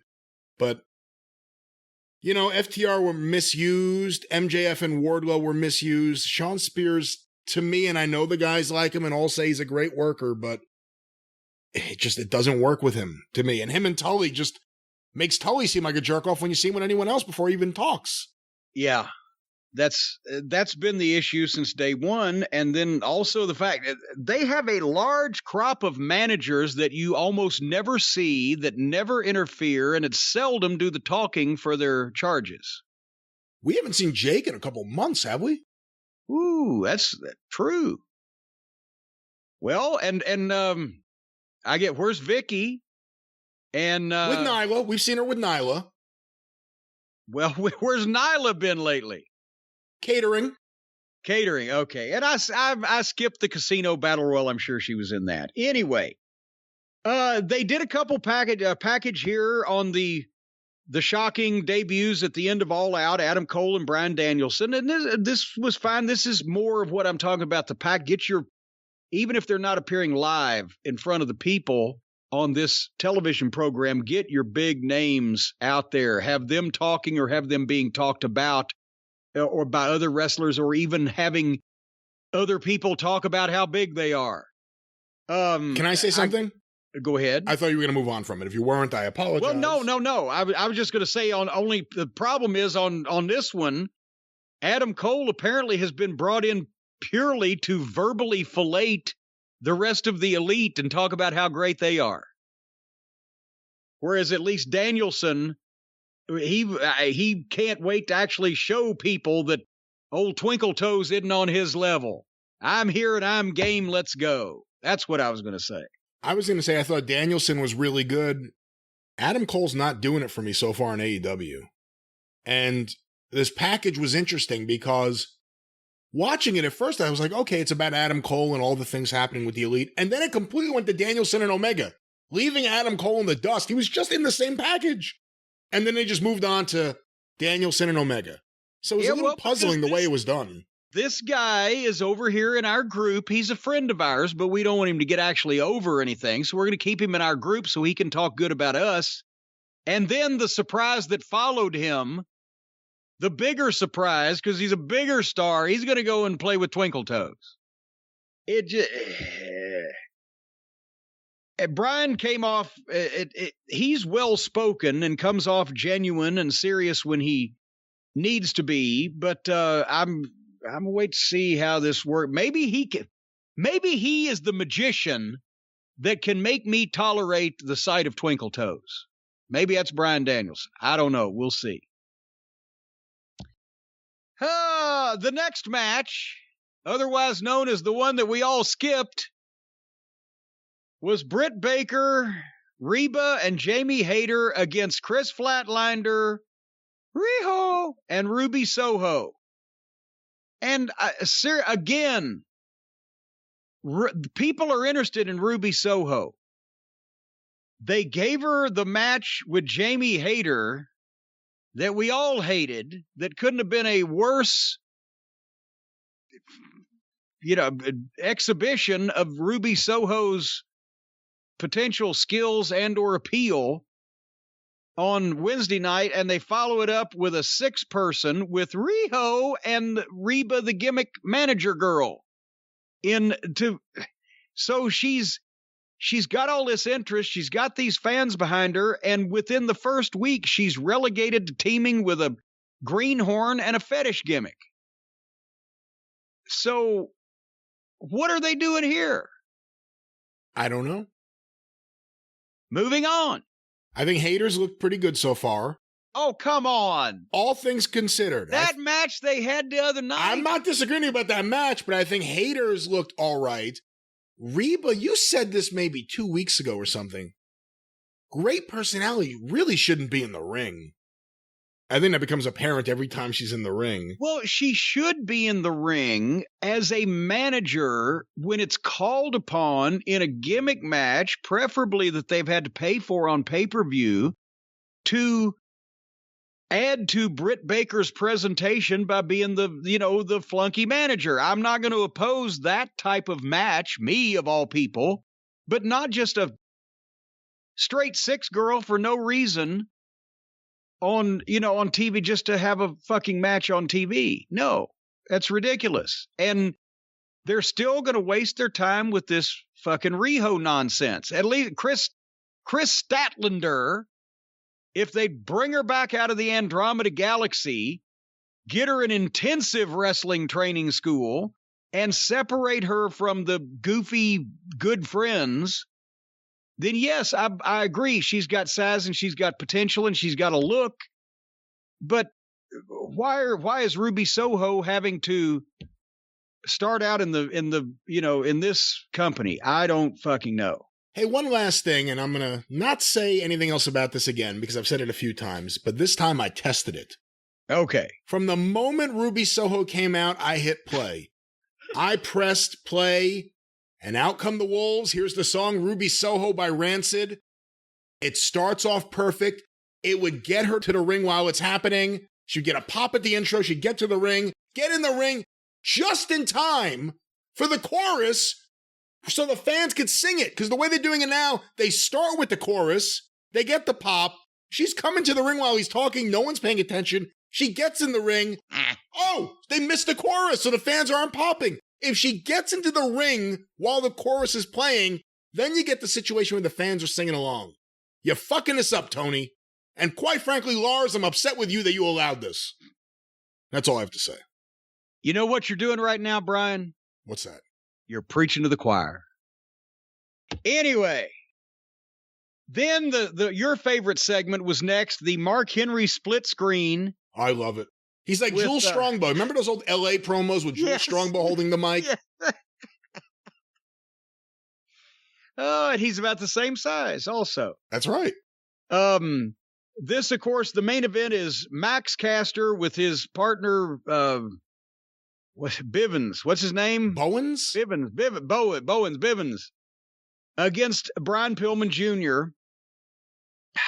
When we got the the brilliance of MJF and Brian Pillman on Wednesday night, and then followed it up with the foolishness of now they're going to stick Pillman on Friday night with Max Caster, but they had to make the promos goofy.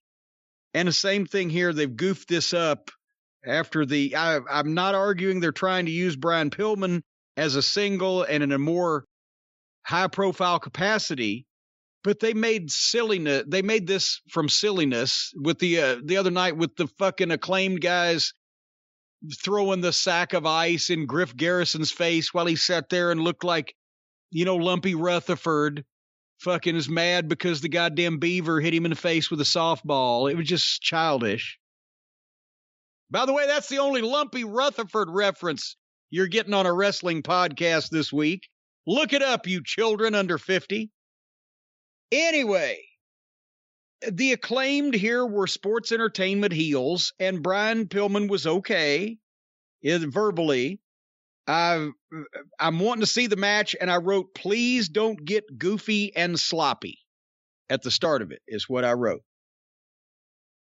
Caster managed to, now he can talk bad about Pete Rose and Skyline Chili, just not about Duke Lacrosse and Simone Biles.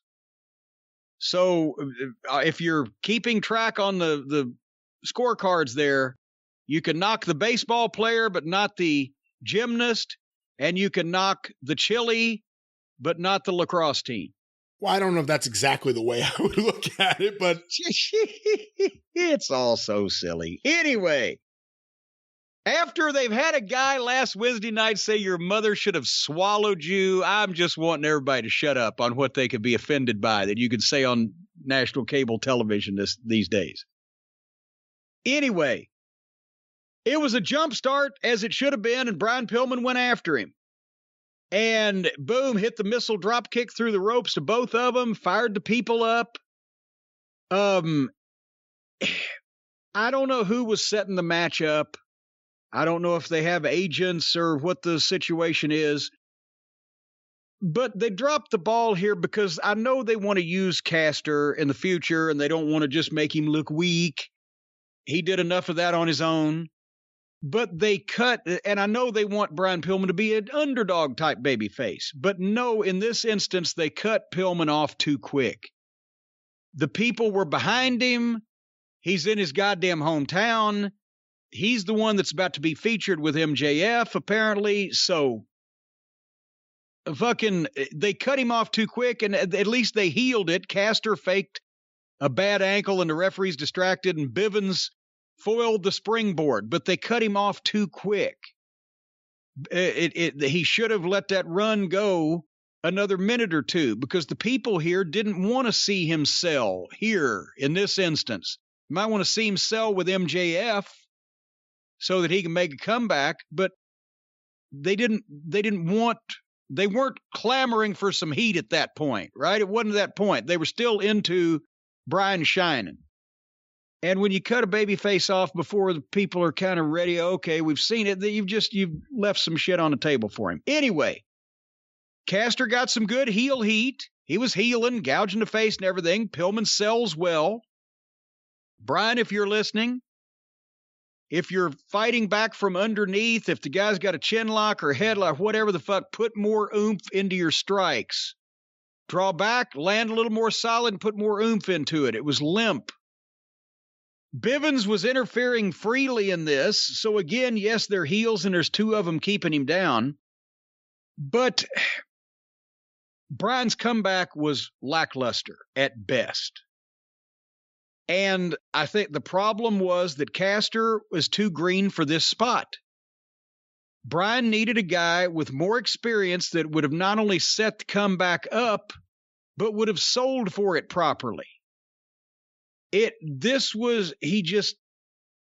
was no clear line of demarcation, no sudden momentum changer. He just started doing it, and then the heel wasn't really particularly feeding or bumping in a wild fashion. It didn't have a flow to it. It was just, this was, if I can use the word mid, like our good friend MJF has now introduced us to, this was a mid OVW TV match from 2003. It was two guys with not a lot of experience, and they were trying hard and working hard, but it could have been better with one guy leading. And so it was basically a match that I would have put on local TV 20 years ago. When Brian got up in the corner to do the 10 punches, the camera clearly showed that none of Brian Pillman's punches came anywhere near this fucking chucklefuck's head. And the chucklefuck in question, Max Caster, was covering up to begin with. Have you seen a lot of times now when guys go for punches in the corner, the guy in the corner has his arms over his head like he's in a shoot boxing match, and you can't fucking punch anything good. And so and all the punches look shitty because they're all missing. You used to get potatoed for covering up like that. Honestly, I've been ringside for a few conversations where I heard, if that motherfucker covers up or flinches on me one more time, I'm going to kick his fucking teeth out. Because right there, Brian Pillman was making his comeback. He is sold for the heel. He's let the heel do all his shit. Now he gets in the corner for the big 10 punches to the fucking face. And by the way, don't do that spot if you can't throw a punch that looks like you're punching a guy in the face. But if you go to do that spot and you can throw a punch that looks like you're punching a guy in the face, and that guy covers up, fucking stick your goddamn finger up his goddamn right nostril and jerk his head back and say, "Open up, motherfucker." Boom, boom, boom, and punch him 10 times in the face.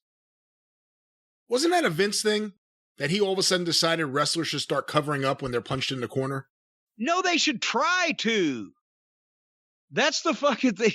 If you're in the corner, when guys, Vince is, and I've heard this a number of times, if you're in the corner backed up and the guy's choking you and he's got his arms around your fucking neck, throttling you, choking you, and you've got your hands on the top rope, like guys do, grabbing the top rope while they're being choked, you ain't getting choked, right?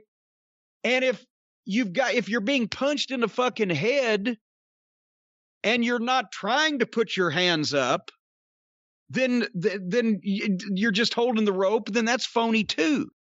Which is why you'll see guys, when they go in, a boot to the fucking gut. Oh, bends him over, then a punch to the head. Boom, he sells that back, then another boot to the gut. Boom, so that you can grab your stomach, and another punch to the head. But in the case of the 10 punches in the corner, very simple.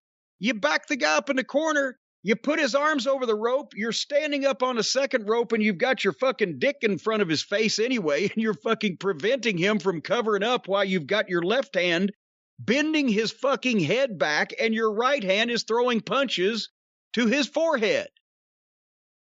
He can't cover up. He can't reach. He can't get there. He's too busy selling.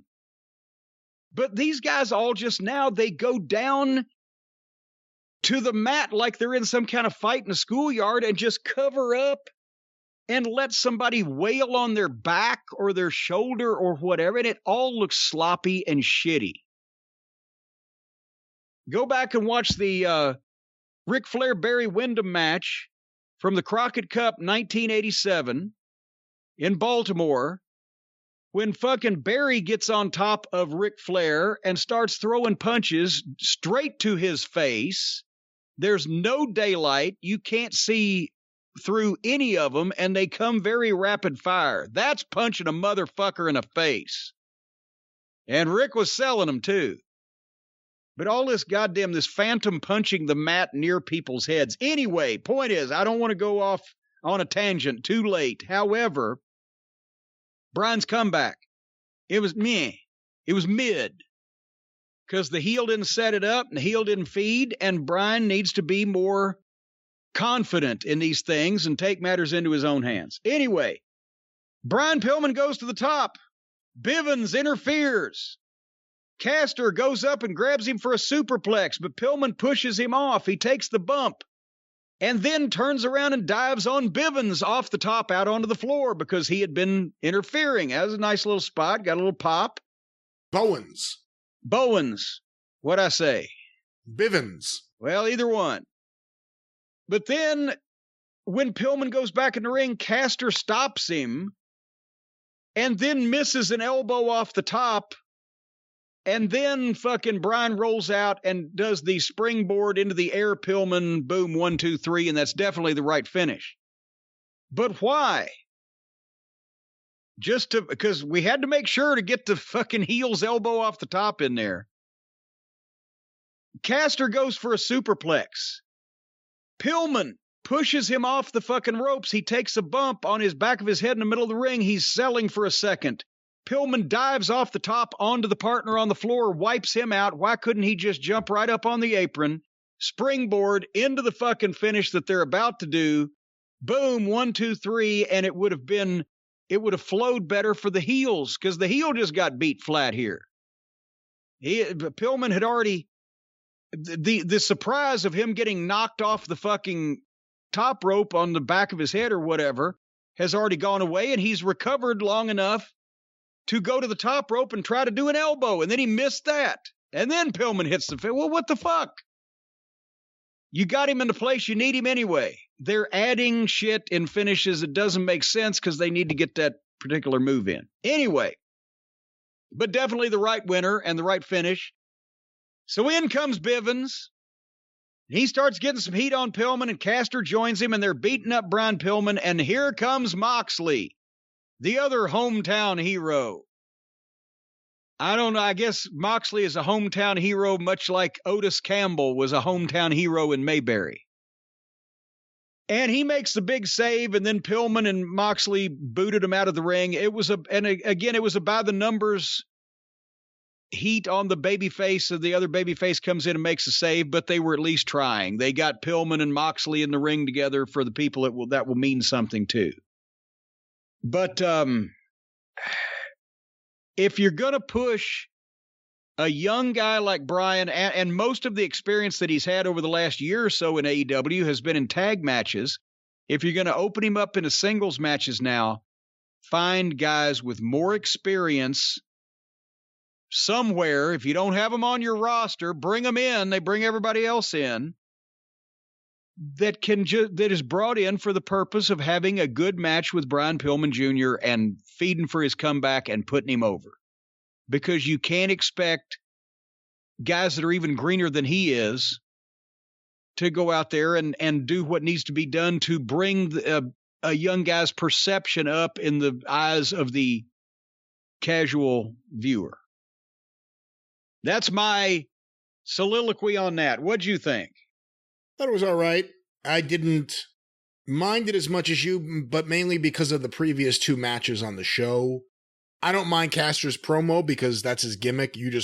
I just don't think it's a gimmick that you relate to, but for what his gimmick is, he's all right. He's all right. Out of everyone there, in some ways, Pillman's the most like a classic babyface. Yes. Expand on that thought. And just what they do with it is going to be interesting because he has more natural likability and babyface charisma in the ring, and it feels natural even when he's kind of hamming it up like a babyface used to get the crowd into it and stuff.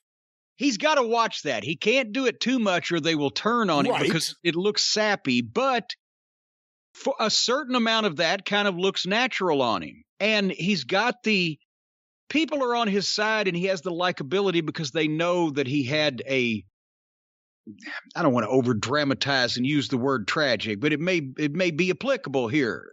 Upbringing, childhood, obstacles he had to overcome, things and etc. And so they want to get behind him, and that's a major hurdle already crossed for a babyface is the people actually want to get behind you. Now that's the hardest thing to make them do. Once they want to get behind you, then the easier part usually is letting them. But between the fact that, like you mentioned, he is a traditional babyface, and there's not only few, if any, others on this roster, but is there anybody there that even knows how to treat one? And also, is there the depth of experience on a heels? He can't be wrestling babyfaces from this point out. Interacting with MJF and a push like he has to wrestle heels. And are there any heels with enough experience to be able to do what we just talked about Caster was trying to do, but do it right, and that are still expendable and can be fed to young Brian on television to get that job done? And that's where, if they're going to bring in literally felonious garbage match wrestlers, or they're going to fly senior citizens in from Japan, one would think they could find somebody with roots in the wrestling business. FTR, I'm sure, knows some good workers in the Carolinas. I'm sure that there's probably some guys in the independents in Tennessee or thereabouts, maybe Texas, someplace that have some experience that could be brought in to get Brian Pillman over. But I guess they'd rather spend the first class plane tickets and the Pampers supply, or the Depends supply, I should say, from Japan, or have to fly 2 parole officers with their guest stars, like the bank addicted drug robber or whatever. But I'd find some actual experienced wrestlers, not sports entertainers, to get Brian Pillman over. That's what I'd do. That was AEW Rampage for September 10th, and Jim, coming out of that show, I was certainly ready for a nap. Well, you know what? I'll tell you what. I have a nap anytime I want one, right at my fingertips here. You know why? Because right in my office, I have one of the fine feathered mattresses from Helix Sleep. No, I'm kidding, folks. They don't have feathers in them. It's just, it feels like that you're sleeping in a bird's nest. It really does. Without the sharp thorns that sometimes invade a bird's nest. With the Helix Sleep mattresses, you will have the best night's sleep of your life. As a matter of fact, if you tip up a beam and then you lay down on a Helix Sleep mattress, holy mackerel, you're farting through silk. You are shitting in high cotton there. The Helix Sleep mattress, folks, it's delivered right to your door, boxed up. The unboxing, as we've mentioned, is a marvel, a miracle to behold, but it's delivered right to your door without multiple big, beefy, burly men tracking mud all over your carpets and dragging it into wherever it's supposed to go. A normal human being can put it in the right place and then unbox it and let it come to life in a miraculous fashion, causing no injuries to anyone. It's not like an I Love Lucy lifeboat. I don't want anyone to think it's dangerous. I always want everybody to know that our sponsors' products are very safe, Brian. They're very safe to use. Matter of fact, this thing, there's no sharp edges on this mattress. You can't cut yourself. It's incredible. Anyway, you go to Helix Sleep. I bet you're wondering how to get one of these bad boys. You go to Helix Sleep and you take helixsleep.com. That's HELIX sleep.com. And you take the quiz. It takes 2 minutes to complete, and it matches your body type and sleep preferences to the perfect mattress for you, because they make several different mattress models to choose from. They've got soft, medium, and firm. They've got mattresses that cool you down, mattresses that are great for spinal alignment to prevent morning aches and pains. That's something that's prevalent amongst our listeners and people in our industry. And once you take that quiz, they match you up with the mattress. Then you've got a 10-year warranty, and you get to try it out for 100 nights risk-free. 100 nights risk-free. That's nearly 3 months. And they'll even pick it up for you if you don't love it, but you will love it. You will make love to this mattress every night. You'll kick your wife out of bed, and you'll make love to this mattress. They've even got financing options, flexible payment plans, or you can play with their flexible payment. Or you can pay with their flexible payment. They're very flexible. A variety of things. They're flexible. They're contortionists even. So a great night's sleep is never far away. Folks, right now, Helix is offering up to $200 off all mattress orders and 2 free pillows for our listeners if you go to helixsleep.com/JCE.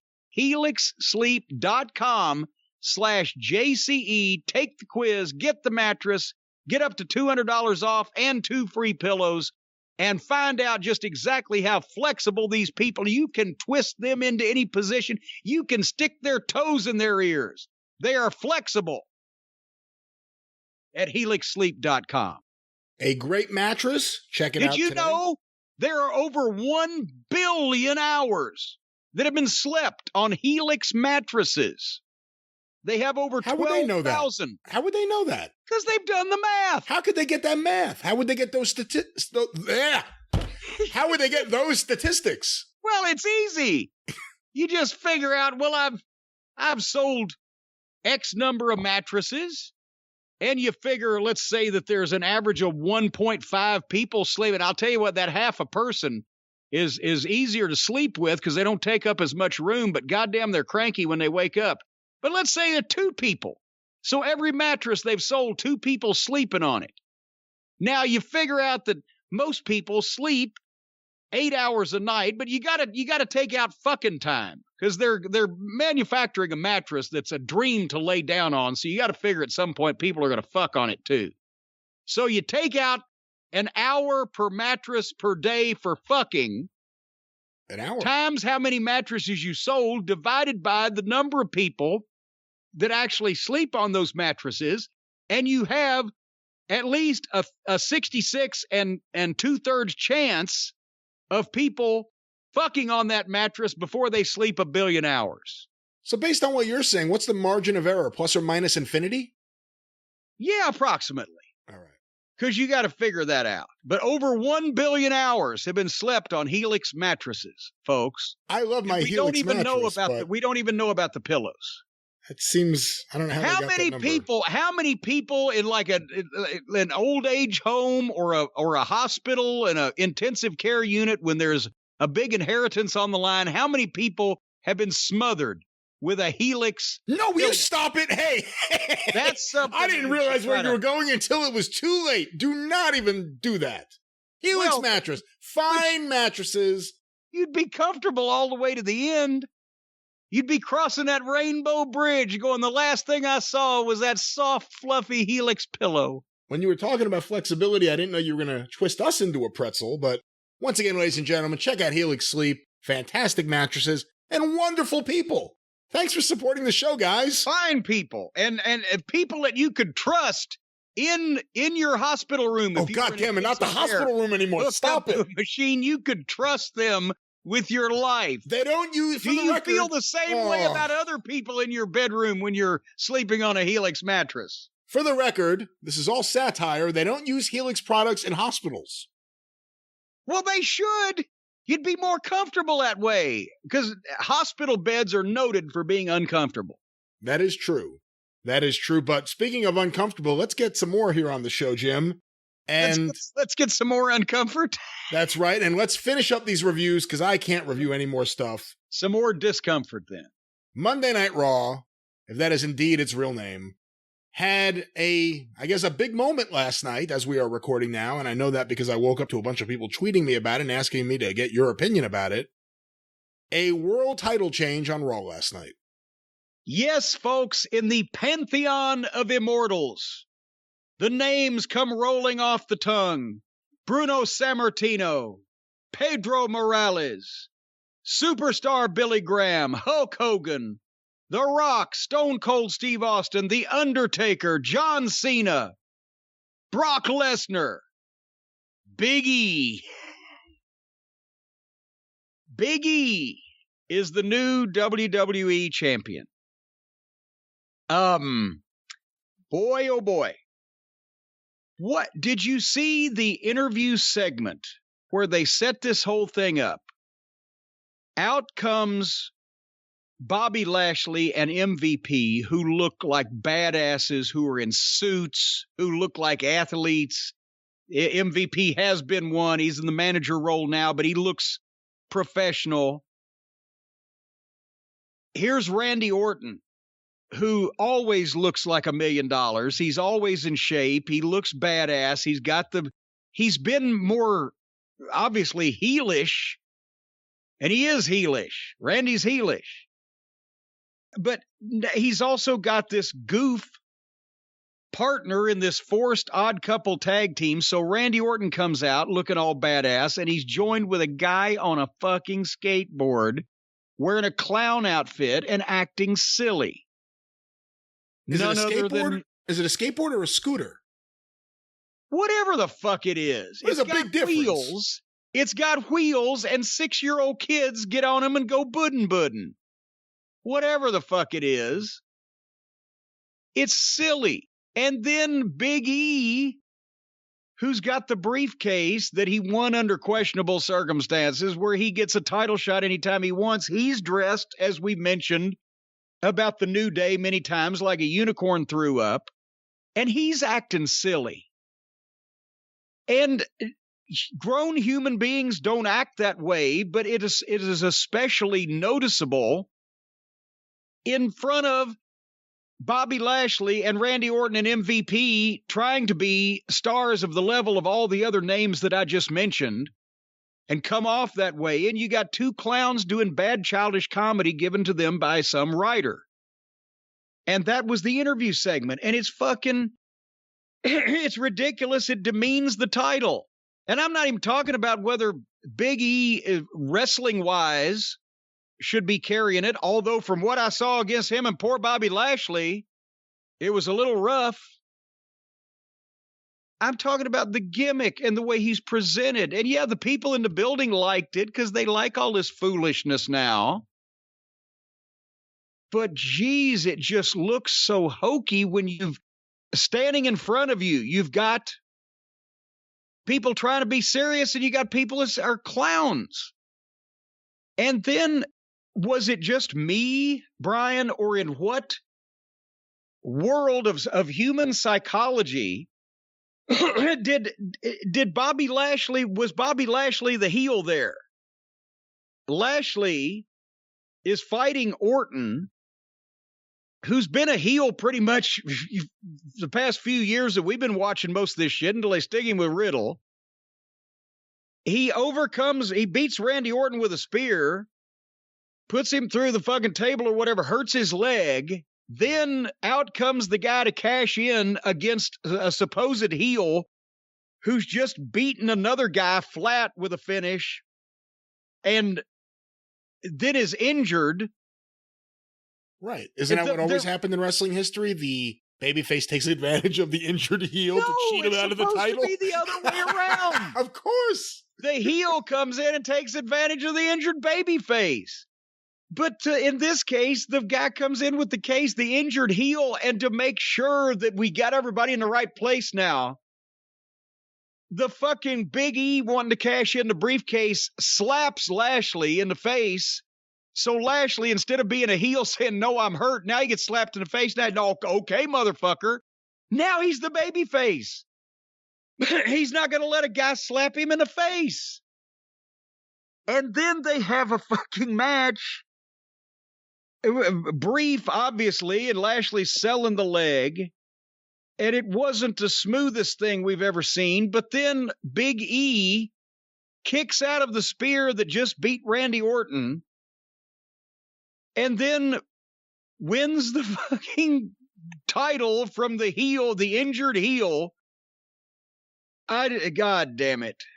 The psychology was all over the page. And again, this just makes the World Championship look like anybody can win it, and not in a good way. I'm not talking about any of the top stars where you've got, a real dogfight for that. I'm talking about any jack-off on the roster can win the world title if he gets the briefcase with the contract, or he comes in, or the 24/7 thing, or blah, blah, blah.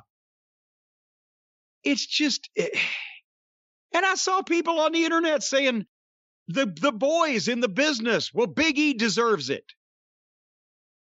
I understand he might be a great guy, but just because a fireman saves a cat from a burning building, does that entitle him to play on a Super Bowl team?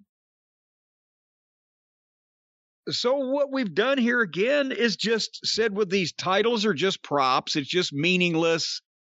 And all these gimmicks and stipulations and the Money in the Bank briefcase and anybody can cash it in and blah, blah, blah. And there's no parameters to any of this stuff. And I'm sure the fans will be tickled that old Big E has been rewarded for his faithful service by winning the World Championship. But I just don't believe that you ought to become a world champion just because you alerted the Rangers that Timmy was down the well or something. What'd you think? I thought for a while, one of the advantages WWE had was Roman Reigns is the champion on SmackDown and Lashley on Raw. Roman Reigns is great, and he feels like a champion. He needs to be in that role. And Lashley has been really good with MVP, who's great. And Lashley's legitimate, too, which is an added bonus nowadays. And I wondered in the last few weeks, how is WWE going to respond to AEW? And I'm going to get 100 people yelling, AEW is not in their league. And I'm not saying financially they are. But that's not the way Vince McMahon works necessarily traditionally. How's WWE going to respond to the growing buzz? Because they're hearing it from sponsors too. They're hearing it from all sorts of people. Yeah. But AEW. And this was the response. These shows, the bits of the shows we've watched, the characters changing of various wrestlers that we've seen in the last few weeks, and then Big E defeating Lashley. I don't know. To me, you're just pushing people away. This is me. And again, you brought up a great point. The people there, they love Big E. You brought up also earlier that there was a SmackDown interview with Heyman and I think it's Kayla Braxton. Yes. And, yes. Girl interviewer. And all of a sudden they cut to Big E like hugging the briefcase and acting like a child. And I know this is where I separate myself from a lot of the other wrestling fans. I don't want wrestling to be childish. Even if there's stupid things, it doesn't have to be childish. And I've never liked Big E since he took on I was never a New Day fan. I never liked Big E since he joined the New Day because of just the silliness and I'm embarrassed. Like, that's the part of the wrestling I'm embarrassed by. Is if someone watched WrestleMania and saw Big E dancing and Fruit Loops or whatever they got going on, I can't justify that. So I'm not a fan of this, and I just don't know what the hell WWE's doing right now. And I mean, certainly, obviously, he's not going to hold it for long. It's not going to be a long-term thing like they're building to WrestleMania with. So you're hot shotting. Big E. Well, that's what I was about to say. It makes it even worse when whoever they want to put the belt on next, that they want to put in some type of issue with Lashley or wherever they're going with this, and Big E is the transition.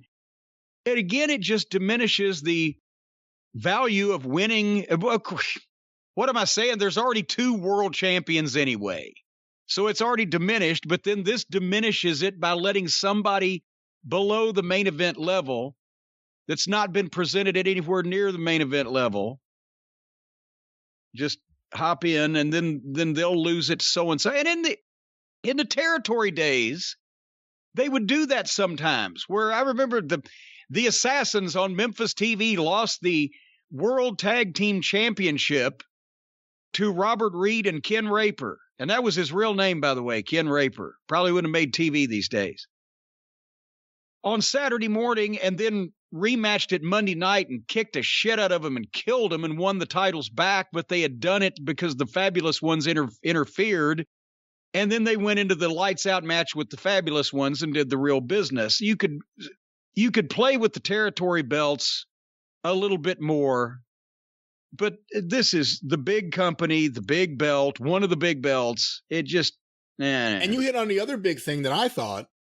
When Lashley was limping back into the ring with a pained face, and all of a sudden Big E and the referee came running down, did you not feel sympathy for this man? Did you not feel bad for this man, this injured, hobbling, painfully faced man? Painfully faced man. They made him the baby face. And he did. The position he was put in, he's beating the other guy that's a main event guy that's also been known as a heel. He's injured, and this guy wants to take advantage of it. Then the guy slaps him in the face and forces his back against the wall. He has no choice. Yes, he was the baby face. And to the psychology of it reminded me in completely opposite order of the old finish. Buddy Rogers used to do this finish in world title matches when they didn't want to beat a baby face. I know for a fact they did it with Bobo Brazil. I saw it done in the 70s. I'm pretty sure Jackie Fargo did it. He would have got it from Rogers, but it wasn't just limited to those people. But the heel champion is facing the baby face, and the baby face is looking good, and boom, boom, boom, and they're going in the closing moments of the match, and suddenly the heel champion tries to leapfrog the baby face that's rushing at him, but he doesn't clear him, and the babyface headbutts the heel in the nuts. And the heel goes down in a heap, and he's selling, and he can't recover. He can't continue. The referee counts him out, awards the match and the title to the babyface. And everybody's screaming, yay, yay, yay. And then the babyface gets on, and you can especially tell why they did this with Bobo Brazil in Washington, or why they may have done it with Dusty in Florida once. I can't remember, whatever the fuck. But the babyface gets on the microphone and says, wait a minute, no, I'm not going to take it that way. I don't want to win it that way. When I beat this guy, I want it to be fair and square, man to man, 1, 2, 3, so there's no doubt who the better man is. This was an accident. I'm not going to accept the victory. And the people cheer again. And now the babyface can be marketed. He ain't going to go around and say, I'm the uncrowned champion. But he can be marketed as the guy that beat the champion and was too honest and too sportsmanlike to accept a victory like that. Wait till we get the rematch, folks. That's the psychology. The psychology of this was just, it's all sports entertainment. It means nothing and matters nothing. Yeah, you know what's funny? You know who had that attitude? Andrade. He lost with, the heel lost when his manager cheated and he couldn't deal with it. Everything's backwards. But he didn't beat up the other manager that cheated also, but distracted the referee. Well, that is the new WWE champion, right? That's the regular champion. Congratulations to Big E. They ought to have Big E with his manager, Paul E. Paul should sue. Isn't he the Big E? Oh, come on now. It's not even time for Steven yet. Besides that, I heard some of the things you said earlier. You can't say anything. On Raw. Well, Karrion Kross was nice while he lasted. What was this all about? They had an interview, obviously it was filmed backstage, and obviously I can't believe this was the first take.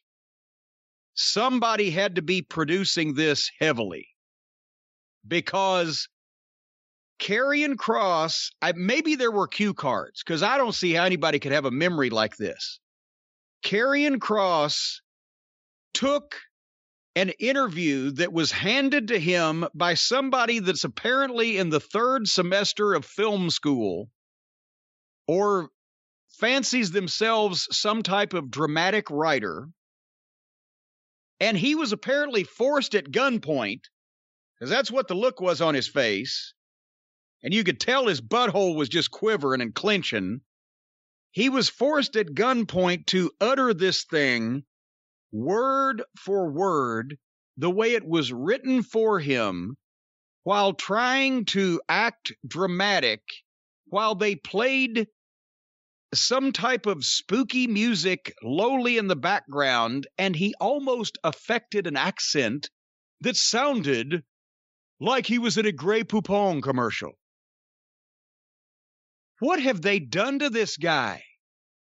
They wrote this out for him word for word. They made him stand there and probably, if he has children, maybe they're holding one hostage, and made him say this word for excruciating word, using plenty of words that no human ever would use in conversation. This was the most unconvincing statement by anybody that I've ever heard on a wrestling program. It was, instead of taking this guy that's been a fairly badass wrestler that you might have been scared of, and with his hot girl Scarlett along with him, and a great entrance and some pretty decent matches, and they've turned him into a bad thespian acting in some it's so far off Broadway, the stage is in Teterboro. What the fuck? What have they done to this poor guy now? Is he, in a year, are we going to be hearing him say, thank God I'm out of there. I'm ready to get super kicked by the cosplayers. What's going on with Karrion Kross? I think if there was a wrestler I wanted and I was AEW and that wrestler was thinking about going to WWE, I would present a PowerPoint presentation of Keith Lee, Karrion Kross, maybe throw Dijakovic in there, and then I would throw in the pitch to Adam Cole to stay. And this is why talent is screwed under Vince McMahon. This is bad. In Vince's head, it's good. This is bad. This is really bad. This guy, they had to just take what he was doing in NXT, minor adjustments in terms of the presentation. I'm not talking about in the ring or anything. Him and Scarlett, ready for the big show. No, they messed the whole thing up. This sucks.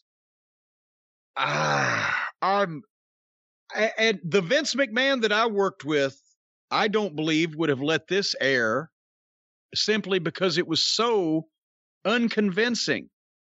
If you had just said, Vince, it sounds like a hostage statement. He doesn't believe any of this. He's not got any passion in it. He would at least let him do it over again.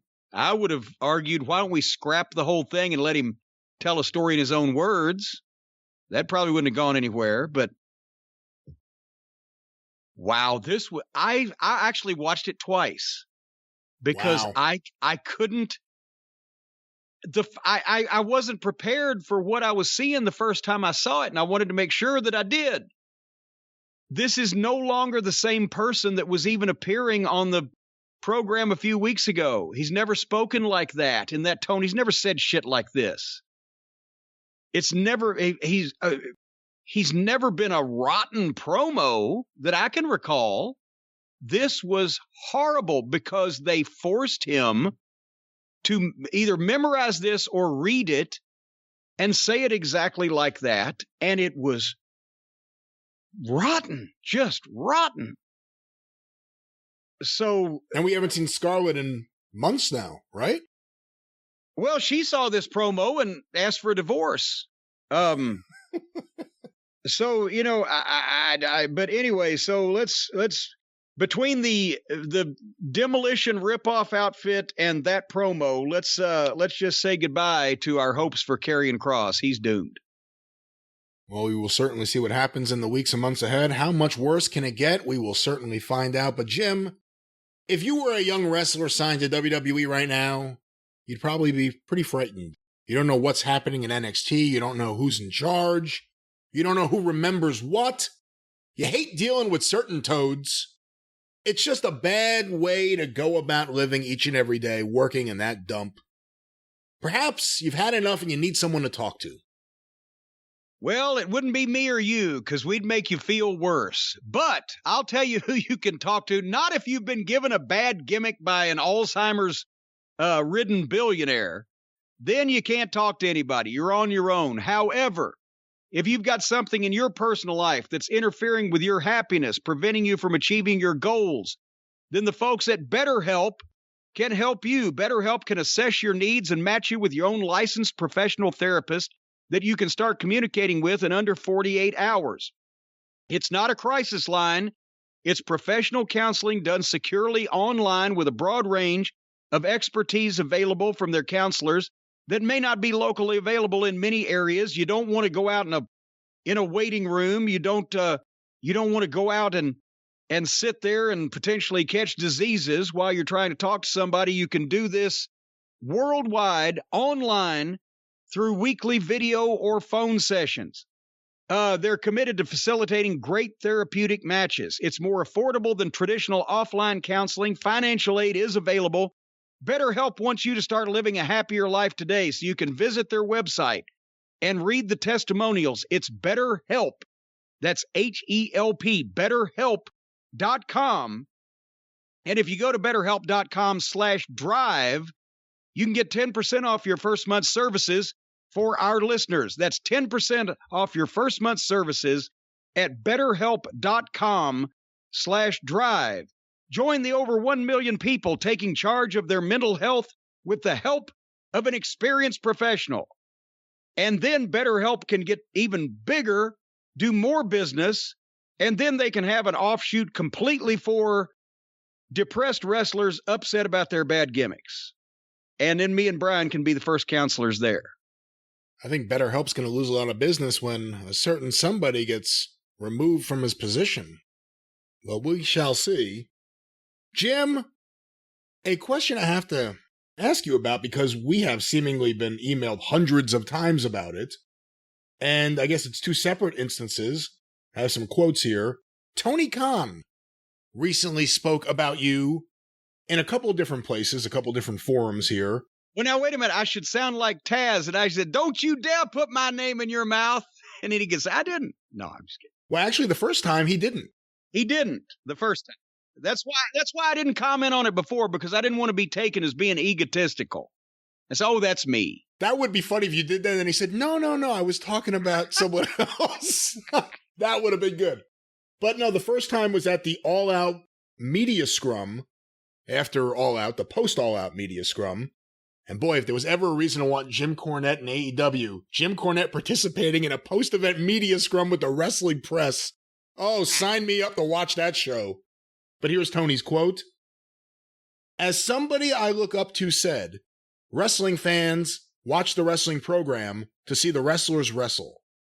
And even if I don't always follow everything he says, or haven't always made him happy, that is probably the person I've learned the most about the wrestling business from.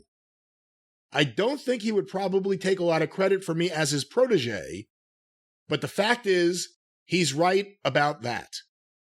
And of course, that begs the question, Jim, if he's your protege, does that make me and him half-brothers? I'm not sure. I think, actually, if, more importantly, if Tony and Pockets were to get divorced, who would get custody of the Hartley boys? That's a good way to look at it. But nevertheless, but that was a blind item that Tony said, and some people say, oh, Jimmy's talking about you. And well, I didn't want to be the one to come out and say, oh yeah, that's me, because then it looks like I'm being egotistical and expressing a lack of humility. So, and as you said, that he could have said it was somebody else. So I didn't respond to that. But then he went ahead and fingered me as the aforementioned person by name. Yeah, he pointed you out. Let's just clarify what you meant by saying that. He didn't finger you. He pointed you out. Well, I'm saying, well, you know what? I'm talking to like they did in the 30s in the gangster movies. He fingered me. Calling him a stoolie? He's a stoolie. He fingered me. He dropped a dime. He named names. Well, Stool Pigeon Khan had these comments recently on the Busted Open show. There's a lot of comments here. I'll read some of it at least. Asked about your criticisms of AEW, he said, quote, to be fair to him, these are his opinions. He says what he thinks, and there's stuff on the show that he's liked before. There's stuff he hasn't liked, and I think he's still like that. He's not saying he loves everything on the show, but he has acknowledged a lot of great stuff that has happened. What really tickled me, and I thought was very cool, was his line about CM Punk's arrival, about his debut appearance in AEW on The First Dance, and I'll never forget it. His exact quote was, well, it wasn't what I would have done. It was a lot better. It was perfect. I thought that was awesome. And it was very fair. It's funny having him say that. I thought that was awesome. And it was very fair. Well, I guess that was a fair thing, a fair and awesome thing, or a fairly awesome thing to say. Because I think it was our perfect moment, and it was very cool of him to say that. He's been very fair recently with the stuff he said, and I think that's great. I really admire him, and have looked up to him since I was a small kid. I don't know if I would be doing this without him. Because, there are no textbooks on how to be a wrestling promoter. There are no college classes for it. When I was going to school, when I was going to the University of Illinois Laboratory High School, and then the University of Illinois for college, those interviews he used to do... Wait a minute, the University of Illinois High School? Laboratory High School. You've got a high school and a laboratory at the university? Oh, you've never seen him with a Bunsen burner, I'll tell you. But anyway, back to the scholarly Mr. Khan here. The interviews he used to do, he would sit around for 4 hours plus with the smart fans talking, and guys would tape it with a camcorder. The quality was terrible, but the audio was really important. Excuse me, the audio was what was really important, and he would talk and tell stories about being a wrestling promoter. This is my favorite part right here. The Forbidden Door is something that is an important part of AEW. The ability to bring in stars from the outside, or our stars traveling to other promotions and winning titles, and putting on dream matches. It's very cool, but not a completely new concept. The idea of companies working together. That's something I learned listening to him. Vince McMahon Sr. really was very diplomatic about working with other wrestling companies, and then he goes into a little bit of that, so you get credit for the Forbidden Door now, Jim. I congratulate you on that. And it kind of just goes on from there, but those are really the big quotes that everyone keeps sending around. Well, and here's the thing. I wonder if Dr. Frankenstein's medical school appreciated the recognition. So I'm caught in a quandary here. It's a paradox. You know what a paradox is, Brian. That's not a couple of doctors. That's not a place you park two boats. I'm being complimented for my wrestling genius by someone who I have basically crucified up on the side of the tallest building in town because he doesn't know how to book. And he said, well, I learned everything I know from Jim Cornette. So you see where I'm kind of, this could go either way. Here's the problem.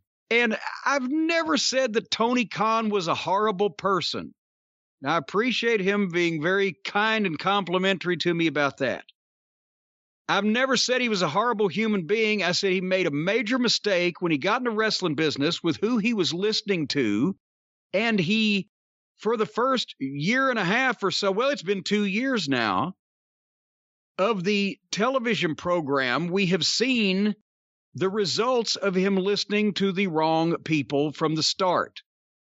Whether it is in terms of the ridiculous outlaw talent that he's given exposure to on national television that had no business being in front of 500 people, much less a million, or whether it's the balls that he's dropped when he gets things handed to him and these names and stars handed to him. He's dropped some balls on that because he doesn't know how to introduce new talent and give them the fucking push at the start. He brings them in, puts them in main event matches, then fucking starts trying to get them over 6 months later. And a lot of backward stuff because he's listening to these knuckleheads that don't know anything about wrestling, that have been stuck in the indie bubble all their lives and think that this, you know, niche audience, minutia subset of people that like parody wrestling,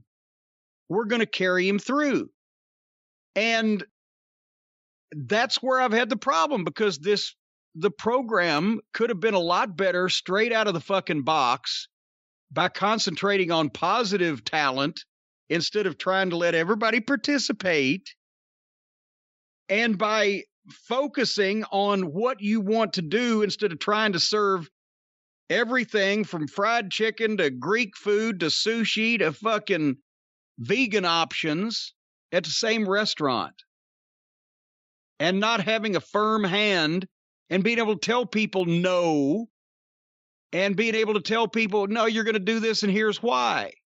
Problem is, he doesn't know the here's why, because that's what I'm going to get to. You can listen to people talk all day long about wrestling, and I have for 50 years. But the way you learn is by being involved in it and trial and error and doing it and working with those other people. And I'm not saying that I'm a goddamn genius. With the bar lowered these days, I am. But if I was in a room with Eddie Graham and Bill Watts and Roy Shire and Dusty Rhodes and of Dory Funk Sr. and a few other people, I'd be sitting there writing things down and listening. Because I know who knows more than me, and they all did. Because they got to do it over and over for years longer before we fucked up the whole business. You learn by watching what they do, listening to what they say, seeing what they set up, and then hearing the critiques afterwards. Either whether you were involved in it or whether somebody else was involved in it, and you're watching what was going on. You learn by, getting the responses from the fans and seeing what works and what doesn't. And you don't just read books about, I'm sure a heart surgeon can read a lot of books or listen to a lot of videos about people doing heart surgery. But they don't actually let him do it the first time on a fucking patient that has a good chance of survival just for practice. That's what dead bodies are for. Dead bodies, the equivalent in this case in wrestling was local television or an underneath assistant role or something like that to get your wits about you. And then after a period of years, you're invited to become a booker or a matchmaker or something of that nature. You don't do it just by reading up on it, listening to shoot videos, and practicing in your basement. And that's been my bone of contention since the start, because I was more than happy, as I've been quoted to say, I've been more than happy when I heard that a billionaire was going to start a wrestling company. Not for me, but for the entire wrestling business, because I wasn't particularly interested in it to begin with, even before I knew who was going to be involved. But I certainly would have been a more welcoming person to the company if he hadn't said those two things to me. I'm going to be involved with Kenny Olivier and the Young Bucks, and I'm going to be writing the television. And that's what sealed that deal for me. That, okay, I'll just watch this fiasco. And I'm just saying, and that's what it's been. But now that they are getting handed to them major superstars, big time talent, and the other company is not only dropping the ball, but it's a bowling ball and they're dropping it on their foot. They got a chance. They can be a real company, but they cannot continue with the comedy indie talent that is still, in some cases, at the backbone of their presentation. Go ahead. I was going to ask you if there is a way to differentiate. Which one would have bothered you more at the time? The fact that he was going to write the TV, or the fact that he was going to be in business, as you put it, with the Young Bucks and Omega? That he was going to write the TV. That was the big one. Because you can't come back from that. And look, we've seen 2 years of pretty rotten television. And I'm trying to be fair. He's got a second chance I didn't think he was going to have. I had no idea, and nobody could have had the idea, that suddenly Vince McMahon was going to either lose his mind, or Nick Khan's got all the power and doesn't understand anything about wrestling, or whatever the case. But in 2 years, much less in 3 months, that we were going to see CM Punk and Adam Cole and Bryan Danielson and potentially Ric Flair, and where's Bray Wyatt, and there's old Ruby Soho, everybody. Just a mass exodus. Looks like a fire drill trying to get out of Titan Tower. You couldn't see that was going to happen, whether the guys wanted to go work for AEW or not. They were they have been allowed to leave in most cases with contract malfeasance or just stupid gimmicks. They've been run out the door. So he's got another chance now. And if there was somebody that had some experience in formatting television that he could put in that spot, and I don't know who, and start listening to legitimate talent instead of, all that the Cucamonga kids care about is being the greatest tag team in the world, and they've buried the only opposition, FTR. Every other tag team on the roster is, pretty much. And they're the bosses, so they get all the TV time and they can do whatever they want. You can make a case that Olivier is certainly more talented than the Bucks. He's at least looks like a grown man. Looks like a grown Harpo Marx, but he was a man. And, and he's somewhat of an athlete. He's just got his mind in the fucking clouds. He's an idiot. Mentally, he thinks about wrestling like a fucking buffoon. But, now we're talking real talent. And anyway, I don't know who. I think both sides of this war are blowing up their own ammunition dump. The WWE have gone nuts and they're running people out the door hand over fist. And if there had been a responsible booker in charge of even the mess that they've had over at AEW for the last 2 years, there'd be several guys in a whole lot better position than they are now, and they'd be closer. But as it is, they're kind of meeting in the middle through mutual what the fuckery. So Tony, I appreciate your comments. And if you had 5 or 10 years to work closely with experienced people in this business, you might have got it. But it was like starting out working with Vince Russo the first day that he got allowed in Vince's dining room to start coming up with ideas and start writing the show. He had everything, and you had to sit there and listen to it. And it bogged everything down because you had to explain to him in minute detail so he'd try to get it. Why that was fucking moron shit and didn't work. And then he wouldn't listen. And then when Vince stopped paying close attention to him, he started putting it on the show, and it was the worst television ever presented in wrestling. You will remember everybody in the Attitude Era that was not a big star was doing rotten television. Because Vince McMahon didn't care about really policing that stuff too much. In the same situation with the writers, when they'd come to OVW, I said, what am I going to say to them? I need 5 minutes or 5 years. Either one ain't going to, anything in the middle ain't going to do either one of us any good.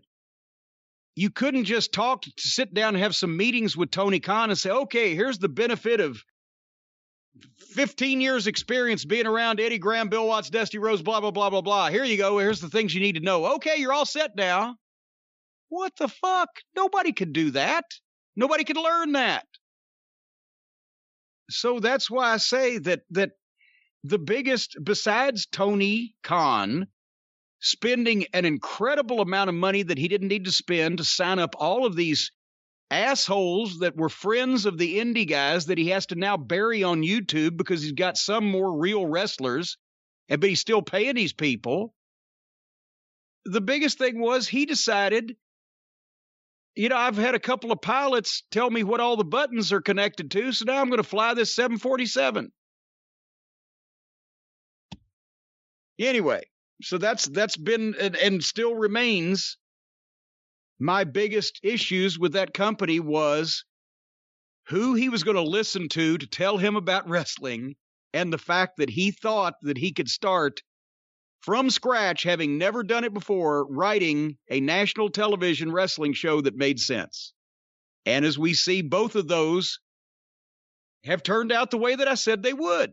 They've done a bunch of crummy television, and the guys that I had a fucking issue with are always jacking off and never serious.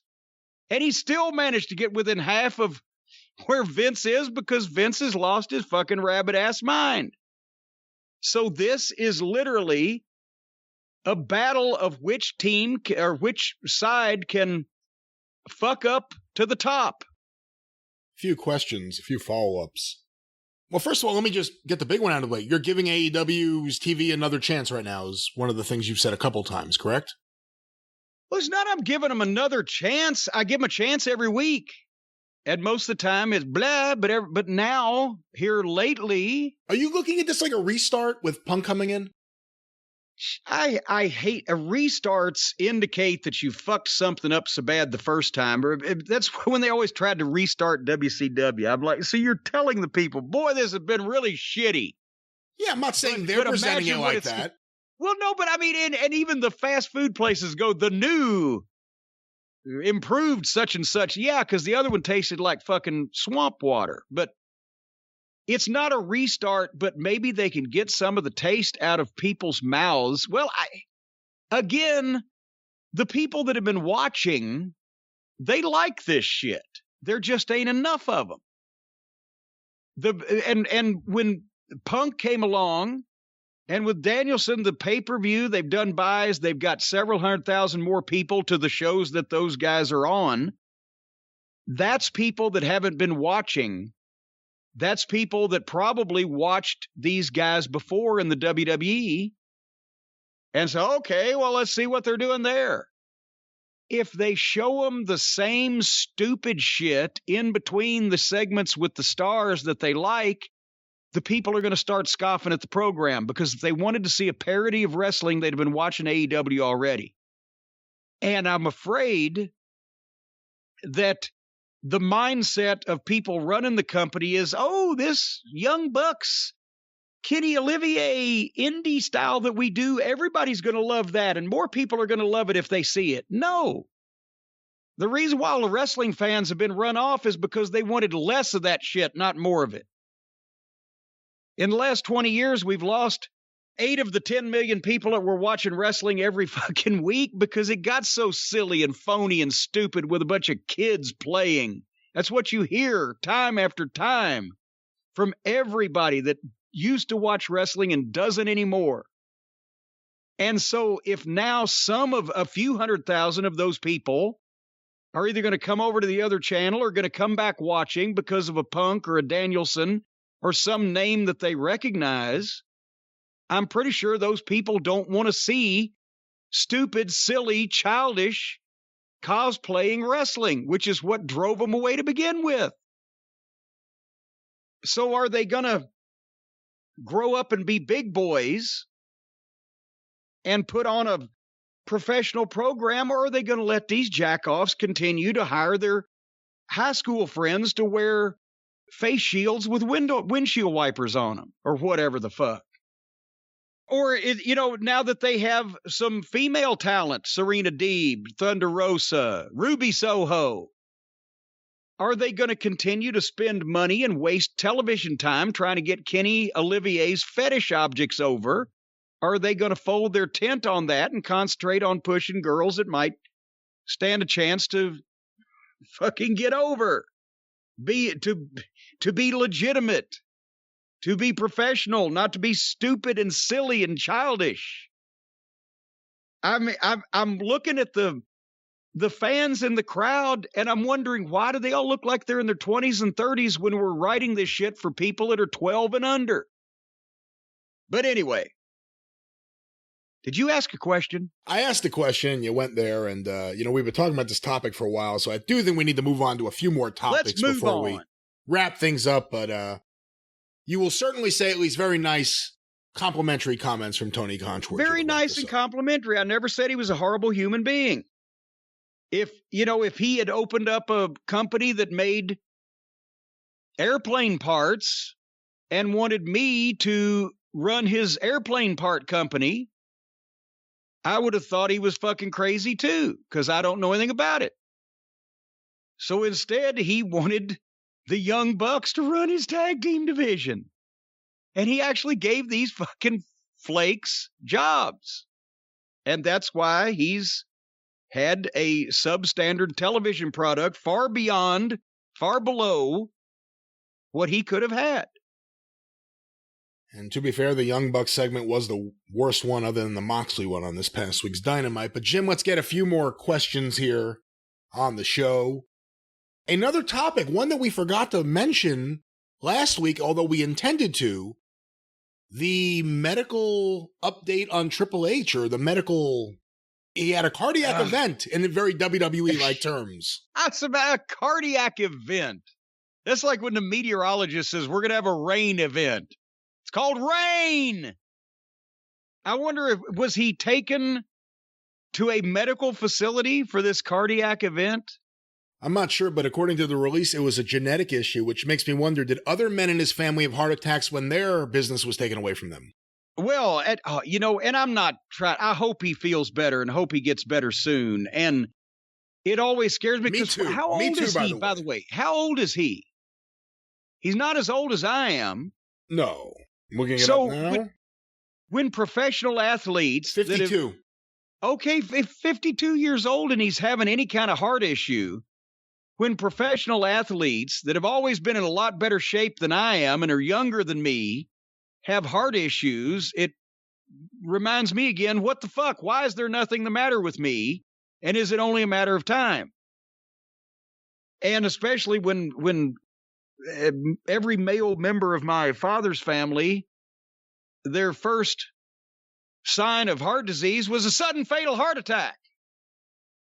But at the same time, I was going to say somebody, it was sharp a bit, it was funny, tweeted a picture that they'd photoshopped of Triple H in the hospital and he's waking up and they say you had a heart attack and you've been in a coma for 2 weeks, but you're going to be okay. And he's like, oh, great. I can't wait to get back to NXT to Adam Cole and the boys. I didn't see that. Yeah, that was... That's funny. But, and they said it was, first of all, a cardiac event. That has to be a heart attack, right? What else would a cardiac event be? It would be a heart attack. That's the way I took it. Well, and I mean, I want to be fair here, but I'm trying to figure out what else it might be. And obviously there's stages of that. Or was it that he didn't have an attack per se, but it's like the I guess it wouldn't be the congenital heart failure type where you retain fluid. I mean, they wouldn't have announced something if it was just like a stent being put in. Yeah, I don't know. But anyway, it makes you nervous. But then again, this has to be a stressful time. And you've got to think, what the fuck? Of all the time for out of the blue, a guy who we've never known to have any other illnesses, all of a sudden they're fucking up NXT and he gets taken to the hospital and has a heart procedure.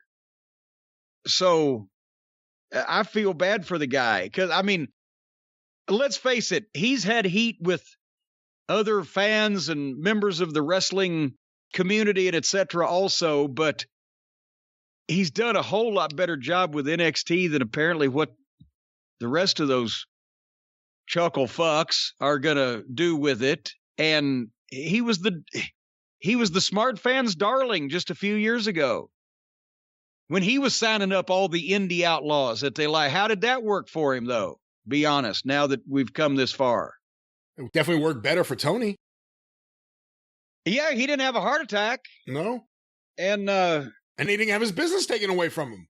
Well, I bet you Triple H got them all cheaper, though.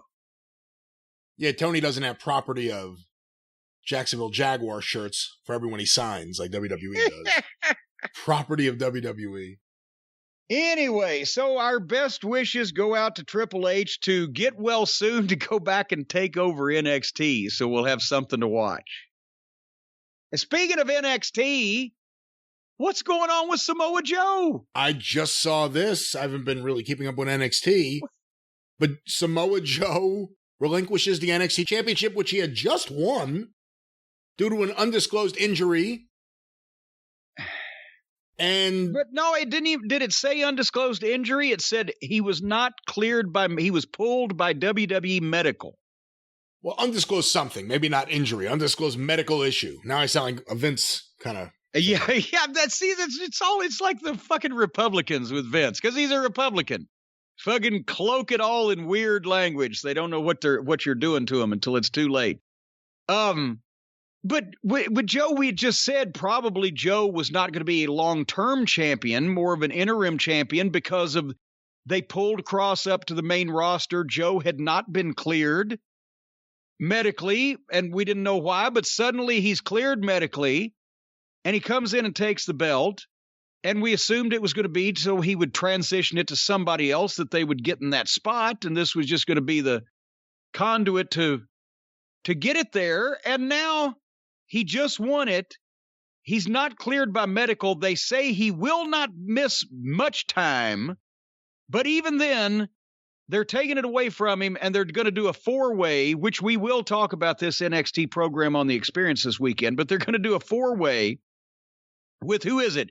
Dunn, Ciampa, LA Knight, and Kyle O'Reilly? I believe so, yeah. To determine the new champion.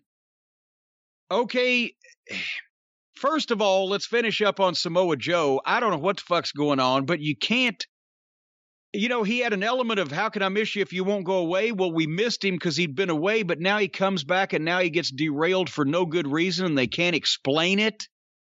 And then he just gives the belt up and now they're going to have a four-way and they're going to take some luster off of Joe with this. And secondly, in that four-way, since they've got new ownership, let's say, do they want to go back to Tommaso Ciampa? He's been NXT champion. He's almost flawless, as we mentioned, in his work and his matches, and he's serious, but do they want to do it again? Certainly, they don't want to go with Pete Dunne, who couldn't say suey if the hogs had him, and there's that hair and that fake tan. Do they want to go with Kyle O'Reilly? I don't know whether I think so, because they're just talking about we don't want smaller guys. Well, Kyle's the smallest guy, even though he's in the position in NXT, has been presented as a main event guy. Do the new people in charge feel that way? Or are they going to go with LA Knight, who's probably, out of the four of these guys, the worker that Vince McMahon would like the best because he's a classic professional wrestling style performer? And I'm a fan of his, and he can talk and he can work and he looks good physically. But the previous owners of this restaurant have been basically featuring him as a mid-card comedy guy involved with Cameron Grimes and his $1 million blah blah, and he just got beat on their last fucking big show by a middle card guy. So that makes me think LA Knight's going to be the new NXT champion. So let's see what happens. I think you're right. You can make an argument for Ciampa just because he's under contract, I believe, for a little while longer, and he's not going to the main roster. He just wants to be in NXT, but LA Knight is probably the move. Although Kyle O'Reilly, I could see an argument for. Well, I could see an argument for and again, anybody at this point, but just trying to predict what they're going to do. None of it makes any sense at this point because this was not the original plan, and now they're just trying to scamper around and make up afterwards. But holy. And what does that say about NXT? That apparently the four best guys in it are Tommaso Ciampa, Pete Dunne, Kyle O'Reilly, and LA Knight at this point. It says the main roster isn't the only roster depleted. It's a company-wide problem, but I would think if I had signed the contract with WWE and I was right now in developmental and I was right now possibly even working in NXT, I may be upset just thinking, what am I doing here? I'm wasting the years of my life. I want to leave this fucking company. But I have this contract that I can't get out of, although I probably could if I had a good attorney. It's just most wrestlers are scared of hiring attorneys and really fighting the big corporations. Well, let me tell you what. They don't have to be scared no longer, Brian Last, because there's a man out there that if you hire him, he will bring perpetrators to justice. He'll bring baby faces to heel, and he'll bring heels, and he'll bring heels to heel. In other words, ladies and gentlemen, this man. Call Stephen P. News.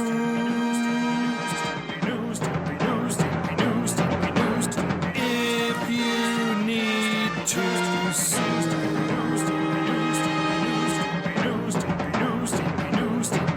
An outlaw mud show or two. Still to the rest.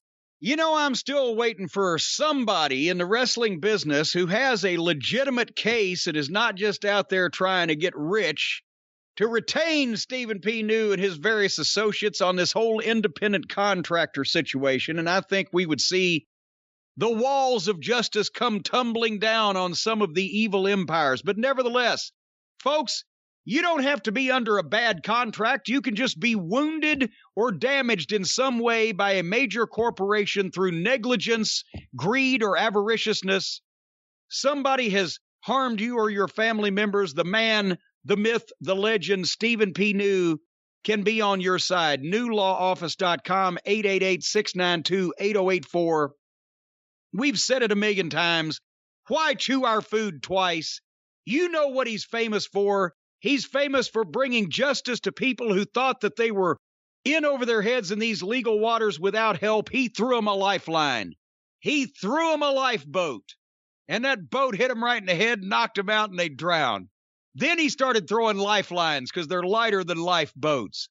But anyway, you can go to his website. Did I mention newlawoffice.com? You can see the many types of cases that Stephen P. New and his associates have handled with great success for members of the cult of Cornette and just general run-of-the-mill people running around loose, wandering around in this country. He'll do your business for you. What are you laughing at? Run-of-the-mill people just running around loose? That's right. He does not. He has no pretensions on grandeur. He doesn't have to deal with you if you're a millionaire or a billionaire. He deals with regular run-of-the-mill people.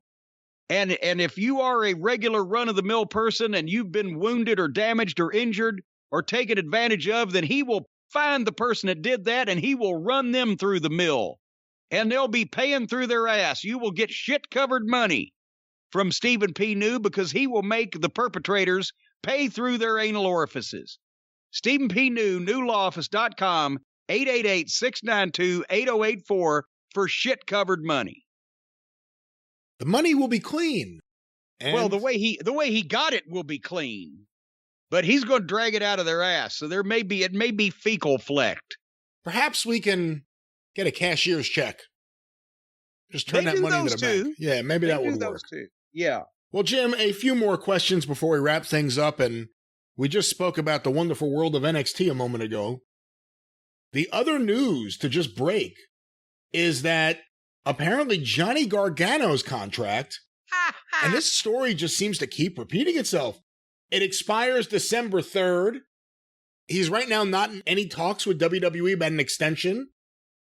It appears Johnny Gargano, unless they make him some kind of deal, and what are they going to sell him? Be Keith Lee's manager? Unless they make him some kind of deal, this may be the end of Johnny Gargano. There you go. And see, and I am rooting for, as a matter of fact, hold on here. Let me give them a round of applause. Whoever did they go in with some whiteout and make Johnny Gargano's end date on his contract come even earlier? I don't care. Why look a gift horse in the mouth? Can we get him off that television program, please? Put him in the Federal Witness Protection Program. Put him in the co-pilot seat with Amelia Earhart. Hey! Send him on a ride with Judge Crater. I don't care. Get rid of Johnny Gargano. And at least this will be one. This will be one that, can you imagine? He's even worse than the cosplayers that they have because he has no personality. So can you imagine him trying to get on at old AEW? Does he? He certainly doesn't have any friends over there, does he? I would say he certainly does. Oh, for God. Certainly, they've just got CM Punk. They got Adam Cole. They got Bryan Danielson. They wouldn't take Gargano. Oh, yes, certainly, they would. We've got to get him off of television. What is the appeal of this clown? He's 5'6". He's 140 pounds. He's got one facial expression. He and his wife both do nothing but phony, tongue-in-cheek promos where you can tell that there's nothing genuine about them. His matches are boring. He's rotten. Why would any wrestling promotion? I thought he had pictures of somebody with a goat is how he's been on NXT this long. And I'm just starting to think, oh, finally, we ain't going to have to watch him on this program. You're meaning to tell me that he could have pictures of somebody on the other channel with a goat, too. Apparently, there's a lot of goats in wrestling. I don't know what to tell you. A lot of goats. But I would imagine he's not going to be out of work. I was in a good mood when I thought we wouldn't have to look at him anymore. And now you're telling me, I mean, he's even small for AEW, isn't he? Isn't he even boring for AEW? You know, if you're into just those work rate matches, and I say that with the air quotes here, they will probably like his stuff there. But when it's a small child with no personality. There are other small children to work with. Executing those things. And he could go work with someone who's his size or smaller over there. Better than he can in NXT. And I'm not a fan of Gargano either. And I'll tell you what. I will cheer for Johnny Gargano going to AEW if the first thing he does is have a single match with Dwarf Dong Sucker and put him over. So now you want Marco Stunt to go over. That's how much you hate Gargano? You hate Marco Stunt. You want Marco Stunt to go over Gargano? just to show everybody what Johnny Gargano's true spot in wrestling has been all these years. I had no idea. And he's been pushed because he has pictures of somebody with a goat. Maybe that's what gave Triple H his heart attack. The goat pictures? He found out the goat pictures were loose. I don't fucking know. Johnny Gargano. This sounds like a problem for run-of-the-mill people running all over the place. Yeah, run-of-the-mill people in this country running all over the place. Don't retain Stephen P. New. Go retain Johnny Gargano. Well, Jim, what will likely be our final question? We can hope. We can certainly hope. Several people have sent this in. I don't know if you saw it, but it may be fun to go through this. Alan Blackstock on Twitter at Alan_cheapshot, a friend of mine, a friend of the show, did a thread entitled Hulk Hogan's Lies Over the Years. Did you see any of this? I saw the initial tweet, and I didn't follow the thread because I've heard many of the lies, but we can go over them here if you'd like. All right, well, here are some of them, and Alan does a good job researching these, so I'm sure these are all accurate. The wrestler-director Darren Aronofsky offered him the lead role 3 times. Hogan claims he turned it down because he didn't deserve it. Aronofsky categorically denies that Hogan was ever considered for the role. Well, besides it, just the fucking hell. Can you see the footage where he's working at the deli and he gets mad at the meat slicer and everything? There's a 6'8" fucking 325-pound Hulk Hogan's working there. That wouldn't be distracting from the overall story of the movie. Yeah. Hulk Hogan was an all-state pitcher in high school, and he was scouted by both the New York Yankees and the Cincinnati Reds, but an injury prevented him from signing with either team. Oh my God. Yeah, the injury was when the fucking scout that was looking at him went blind. Yeah, by the way, how much did he hate Randy Savage? So much that he made up a story about being scouted by the Cincinnati Reds. Yes. Who Randy Savage actually was and did play for the minor league affiliate of, et cetera, et cetera. And right. So now I've never even heard that one. It's a good one. I never heard that one either. Here's another one. Oh, this is an interesting one for you. Hulk Hogan claims he's the one who first noticed Kevin Owens' potential. What? Here's a quote. Well, I hate to brag about it, but I'm the first one to point the finger at Kevin Owens. And then Alan wrote, after a decade of solid work on the indies. I was about to say, I guarantee you, people were talking about Steen for good and bad before Hulk Hogan had ever heard of him. Hulk Hogan starred in the movies Mr. Nanny and Santa with Muscles. Hogan claims he rewrote both scripts entirely, only to have his writing credit stolen from him by the Dastardly Writers Guild. I don't know that one either. I never heard that one. Oh, but, well, because you have never heard all of Hulk Hogan's lies unless you've heard every word that's ever come out of Hulk Hogan's mouth. Because it's a different one almost every time. So some of these, yes, are new and entertaining. Hulk Hogan says he used to fight Pride fighters in the 70s. What? Pride Fighting Championship was founded in 1997. There was no such thing as Pride. There's no such thing as mixed martial art. Hogan wasn't fighting anybody in the 70s except the guy that was overcharging him on his guitar strings. That was the whole deal about Hogan, is that they weren't sure at the beginning because he was just a big guy that played in a band, right? He had the size, but he wasn't an athlete or didn't have any credentials, it seemed, like all the other guys they trained in Florida. The Steve Kern had an amateur athletic background, all those guys. But Hogan didn't. He was just big and played in a band, right? That's right. That's why they had to fuck with him. That's right. He was too busy playing baseball. How was he going to learn how to be a tough guy? Lord. Hulk Hogan claims he was the first to slam Andre the Giant, that Andre weighed 600 pounds when Hogan body slammed him, and the lie that Andre died a few days after the slam. Hogan also claimed that he tore 18 muscles in his back slamming Andre. Are there 18 muscles in your back? I'm not sure. He didn't tear a goddamn thing slamming Andre, because as we've mentioned many times, Andre went up for him because that was the original finish. And he didn't weigh 600 pounds. He was barely, over 5 at his death. And that was 6 years later. And what else is wrong with that? And 18 million people, well, not 18 million, but a significant number of people were in the I Slammed Andre Club way before Hogan. That was probably, well, besides the fact before WrestleMania 3 in 1987, that was probably the last slam Andre may have ever taken. No. Did he? Ultimate Warrior got him a whole bunch of times. Okay, in those 30-second matches or whatever the fuck. But point is, that wasn't even the first time that Hogan had slammed Andre. Hogan slammed Andre in their 1980 run when Hogan was a heel and Andre was a babyface. And Kamala slammed Andre, and Cornette slammed Andre, and Harley Race slammed Andre, and Inoki, there are the clips. We have gone down the list before. Whoever Andre wanted to slam him got to slam him. Anybody he didn't want to slam him didn't get to slam him. According to the Hulkster, he partied with John Belushi after WrestleMania 2 in 1986. John Belushi sadly died in 1982. I was about to say. He has no shame. He just says anything. And because, you know why? Because WrestleMania 2 was in New York, Chicago, and L.A. Yeah. And he could put himself in either Chicago or L.A. and both would be people say, oh, Belushi would have been there. Even New York or whatever. Even New York. That's right. Except that poor John had been dead for 4 years at that point. Hulk Hogan, and there's a clip here of Hulk Hogan wrestling The Undertaker.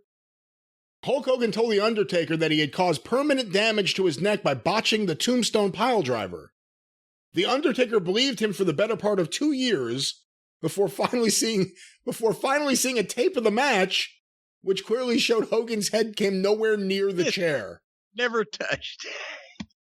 No, but he wanted. See, that's another thing. Hogan was very smart. He learned all the old tricks. Make the young guys that are coming up feel in some way indebted to you, or that they should be apologetic to you or deferential to you, or you've got something over. Well, you hurt me, kid, but it's okay. That's the business.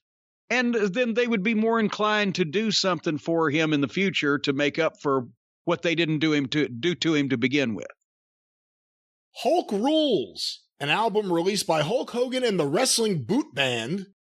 There's a picture of it here. One of the most famous tracks from the album is the tribute song Hulkster in Heaven.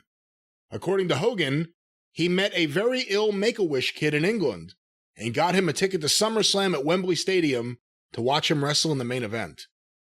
Hogan wasn't at SummerSlam. He wasn't in the UK at the time.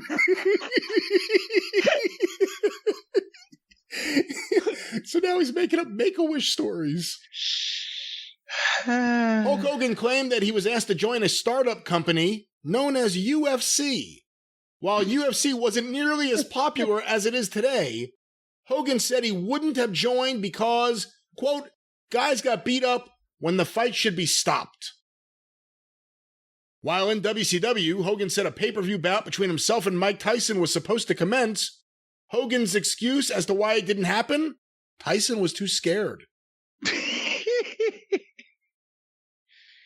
Hulk Hogan. And obviously, well, wait a minute. I was about to say neither one of those two things ever remotely occurred. And the UFC, so Hogan was going to leave Vince in 1993, and instead of going to WCW, he was going to just say, well, after 15 years in wrestling, I'll just be an Ultimate Fighter. It's the dream match we never got. Hulk Hogan versus Hulk Hogan versus Hoist Gracie. Or Royce Racy. Royce Racy versus Hulk Hogan would have been a main event any building in the country. All right, well, let's get back to this man's lies. Hulk Hogan claimed on an episode of Hogan Knows Best that the reason he didn't get the offer for the George Foreman grill was because he was out picking up the kids from school. That's not the way business works, folks. That's not the way it works. Hulk Hogan did claim that back in his heyday, he wrestled in 400 days in 1 year. And this is my favorite. Hogan claimed that since he traveled so frequently between the United States and Japan, the time difference made the 400 days a possibility. I never saw that one before. You didn't know that's the one I always bring up. You never saw that one? I never, ever saw that one before. No, that's the greatest thing because obviously there is some small germ of truth in the concept of part of this in that because of the international date line and the time of the trip, when you fly to Japan, you arrive, I can't remember which way it is, but you either arrive a day later or a day early. You know what I'm saying. Because you fly across the international date line, so you either arrive the day later than you should have, you've skipped a day or you've made up a day. But the point is, what he's trying to say is that he was working 400 days in 1 year, not 400 times, but 400 days in 1 year because he would fly back from Japan across the international date line and wrestle twice on a Tuesday, ignoring the fact that if you were then to go the other way, you would lose the day that you just picked up, so it's not mathematically possible anyway. So yes, that's my favorite. Like he's Superman flying around the world at the equator to reverse the spin of the earth and turn back time. Well, maybe he did that in this one too. In Hulk Hogan's autobiography, he made the claim that Elvis was a huge Hulk Hogan fan before Hogan joined the WWF. He did work in Memphis. However, Elvis died in 1977. Yes. Elvis died before Terry Bollea ever got a wrestling lesson. So Elvis was not a fan of Hulk Hogan because there was no such person. And Elvis was a wrestling fan, and we've documented that. And he used to love to sneak in the Ellis Auditorium and watch Cora Combs' matches because she was quite a looker back in the late 50s. But if Elvis was ever going to have a wrestling match, it would have been with Jerry Lawler for a shoot. Because they were in Memphis and everybody knew everybody, and that didn't happen either. So, I mean, let me stop this list for a second. Do you think that's where it comes from? Like he hears the genesis of a story, he hears something that was real. He's in Memphis and he hears, oh, when he was alive, Elvis used to always watch wrestling. We knew that. And then he just puts himself in the story? Yeah, he puts himself in the story as he sees fit. Hulk Hogan claims that both Metallica and the Rolling Stones wanted him as their bass player. Metallica member Lars Ulrich apparently came to Hogan himself to ask him to play with the group. Lars Ulrich's comments were, what?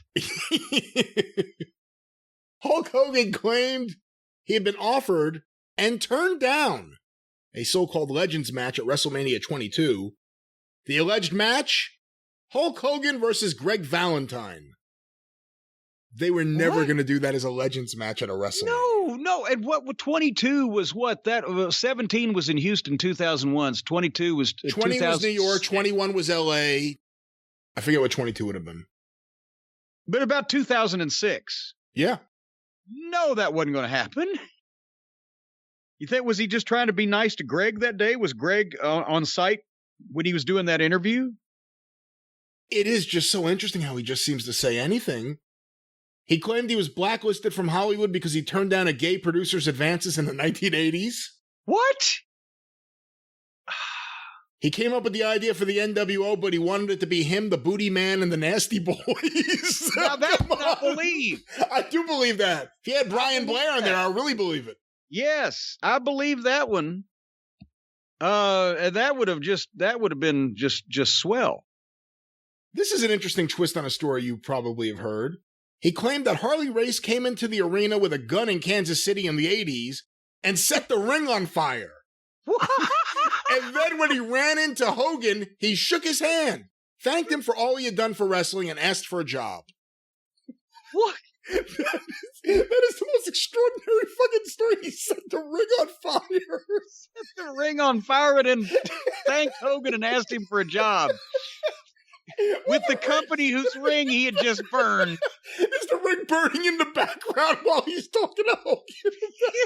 You think if I get him another ring or maybe even just a garden hose, will they hire me? What the? Okay, let's dissect that for a second.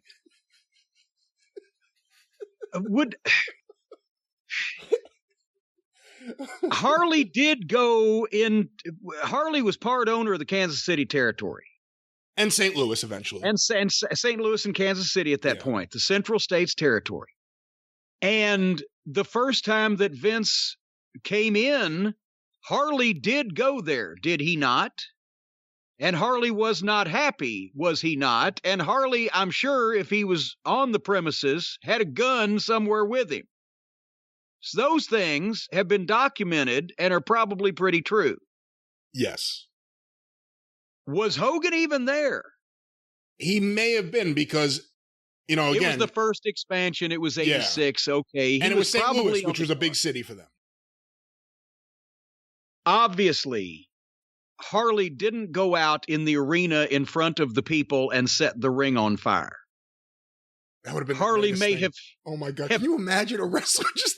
Oh wait, that's Harley Race. What's he doing? Oh my God! He's setting the ring on fire. Clearly, he's unhappy. He must be looking for a job. Yeah, he's obviously trying to get on here. That worked last time when we were in Peoria. And Paul Christie set the ring on fire. And then we went to Indianapolis and Bruiser set the ring on fire. It was Angelo Poffo in Peoria that set the ring on fire. But anyway, so Harley did go, and there was an altercation backstage, but Hulk Hogan is never mentioned as being a part of it. There wasn't Harley just letting people know what he thought of the whole thing and how they were running his town, and everybody was pretty much letting him say whatever the fuck he was going to say so he'd leave? Is the way I kind of remember it. Harley showing up with a gun is part of what I remember, but Harley carried a gun everywhere. Yeah. There was nothing about lighting the ring on fire. He would go there in a couple of years and he would work with Hogan, but if Harley Race was alive, I don't know if the story would be out there. Well, also, Harley Race would not have asked Hulk Hogan for a Harley Race would have gone to Vince McMahon. Since Vince had tried to fucking bribe him just a few years earlier to fuck the whole NWA before the first Starrcade, they had that kind of relationship. But maybe because that's when Harley told him, no, fuck off, I'm not going to do it. Vince tried to leg dive him in the restaurant, right? That story's been told. In the bathroom of the restaurant. In the bathroom of the restaurant. I apologize. You can't just leg dive somebody right out in the restaurant. You got to go in the bathroom first. It is an interesting timeline. Vince offers Harley a bunch of money to jump as NWA champion right before Starrcade. Harley says no. They get into the fight in the bathroom. Vince, from all accounts, does not come out of it very well, which must have been hysterical when Linda had to go get him. Yeah.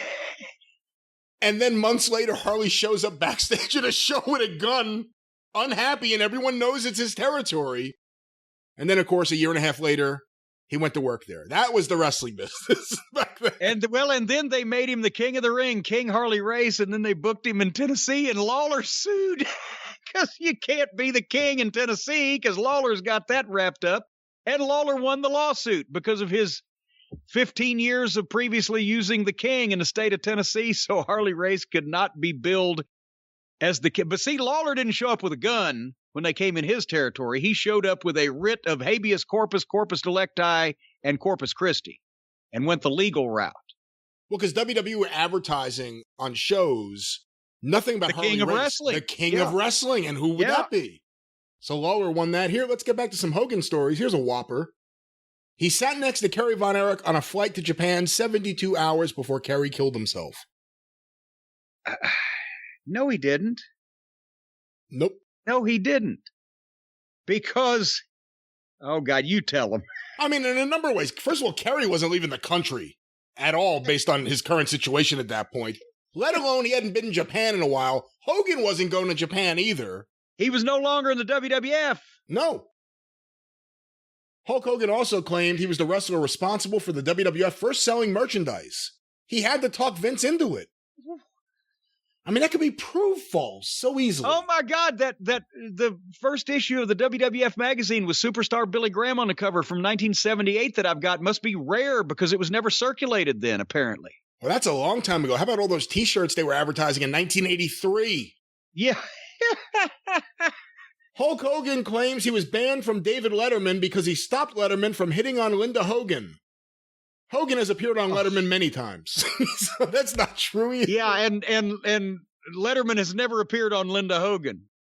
Hulk Hogan says he used to be 6'9", but now after back and knee surgeries, he's only 6'4". Oh, for fuck's sake. Hulk Hogan, I hate the laugh. You know what? The problem was he had the disease that affected Cotton Hill when he was blown up by a landmine in World War II and they had to take his shins off. This one I hate to laugh about, but it's, I think, been proven to be ridiculous. Hulk Hogan says he was going to commit suicide, literally had the gun in his hand pointed at his head when he got a call from Layla Ali that he took as a sign that he should keep trying to live. A lot of people have called bullshit on that one. That has been debunked, I think, including by Layla Ali. Yeah, I think by Layla. He said, "Oh, that wrestler guy." One day he's going to get confused and go, "I was going to do it, and then I got a phone call from the George Foreman Grill people, and I decided to talk to them." But I missed the call and shot myself in the head. It was terrible. Speaking of shot, Hulk Hogan claims that Vern Gagne got Nick Bockwinkel to shoot on him during one of their AWA title matches, but Hogan shot back and won the fight.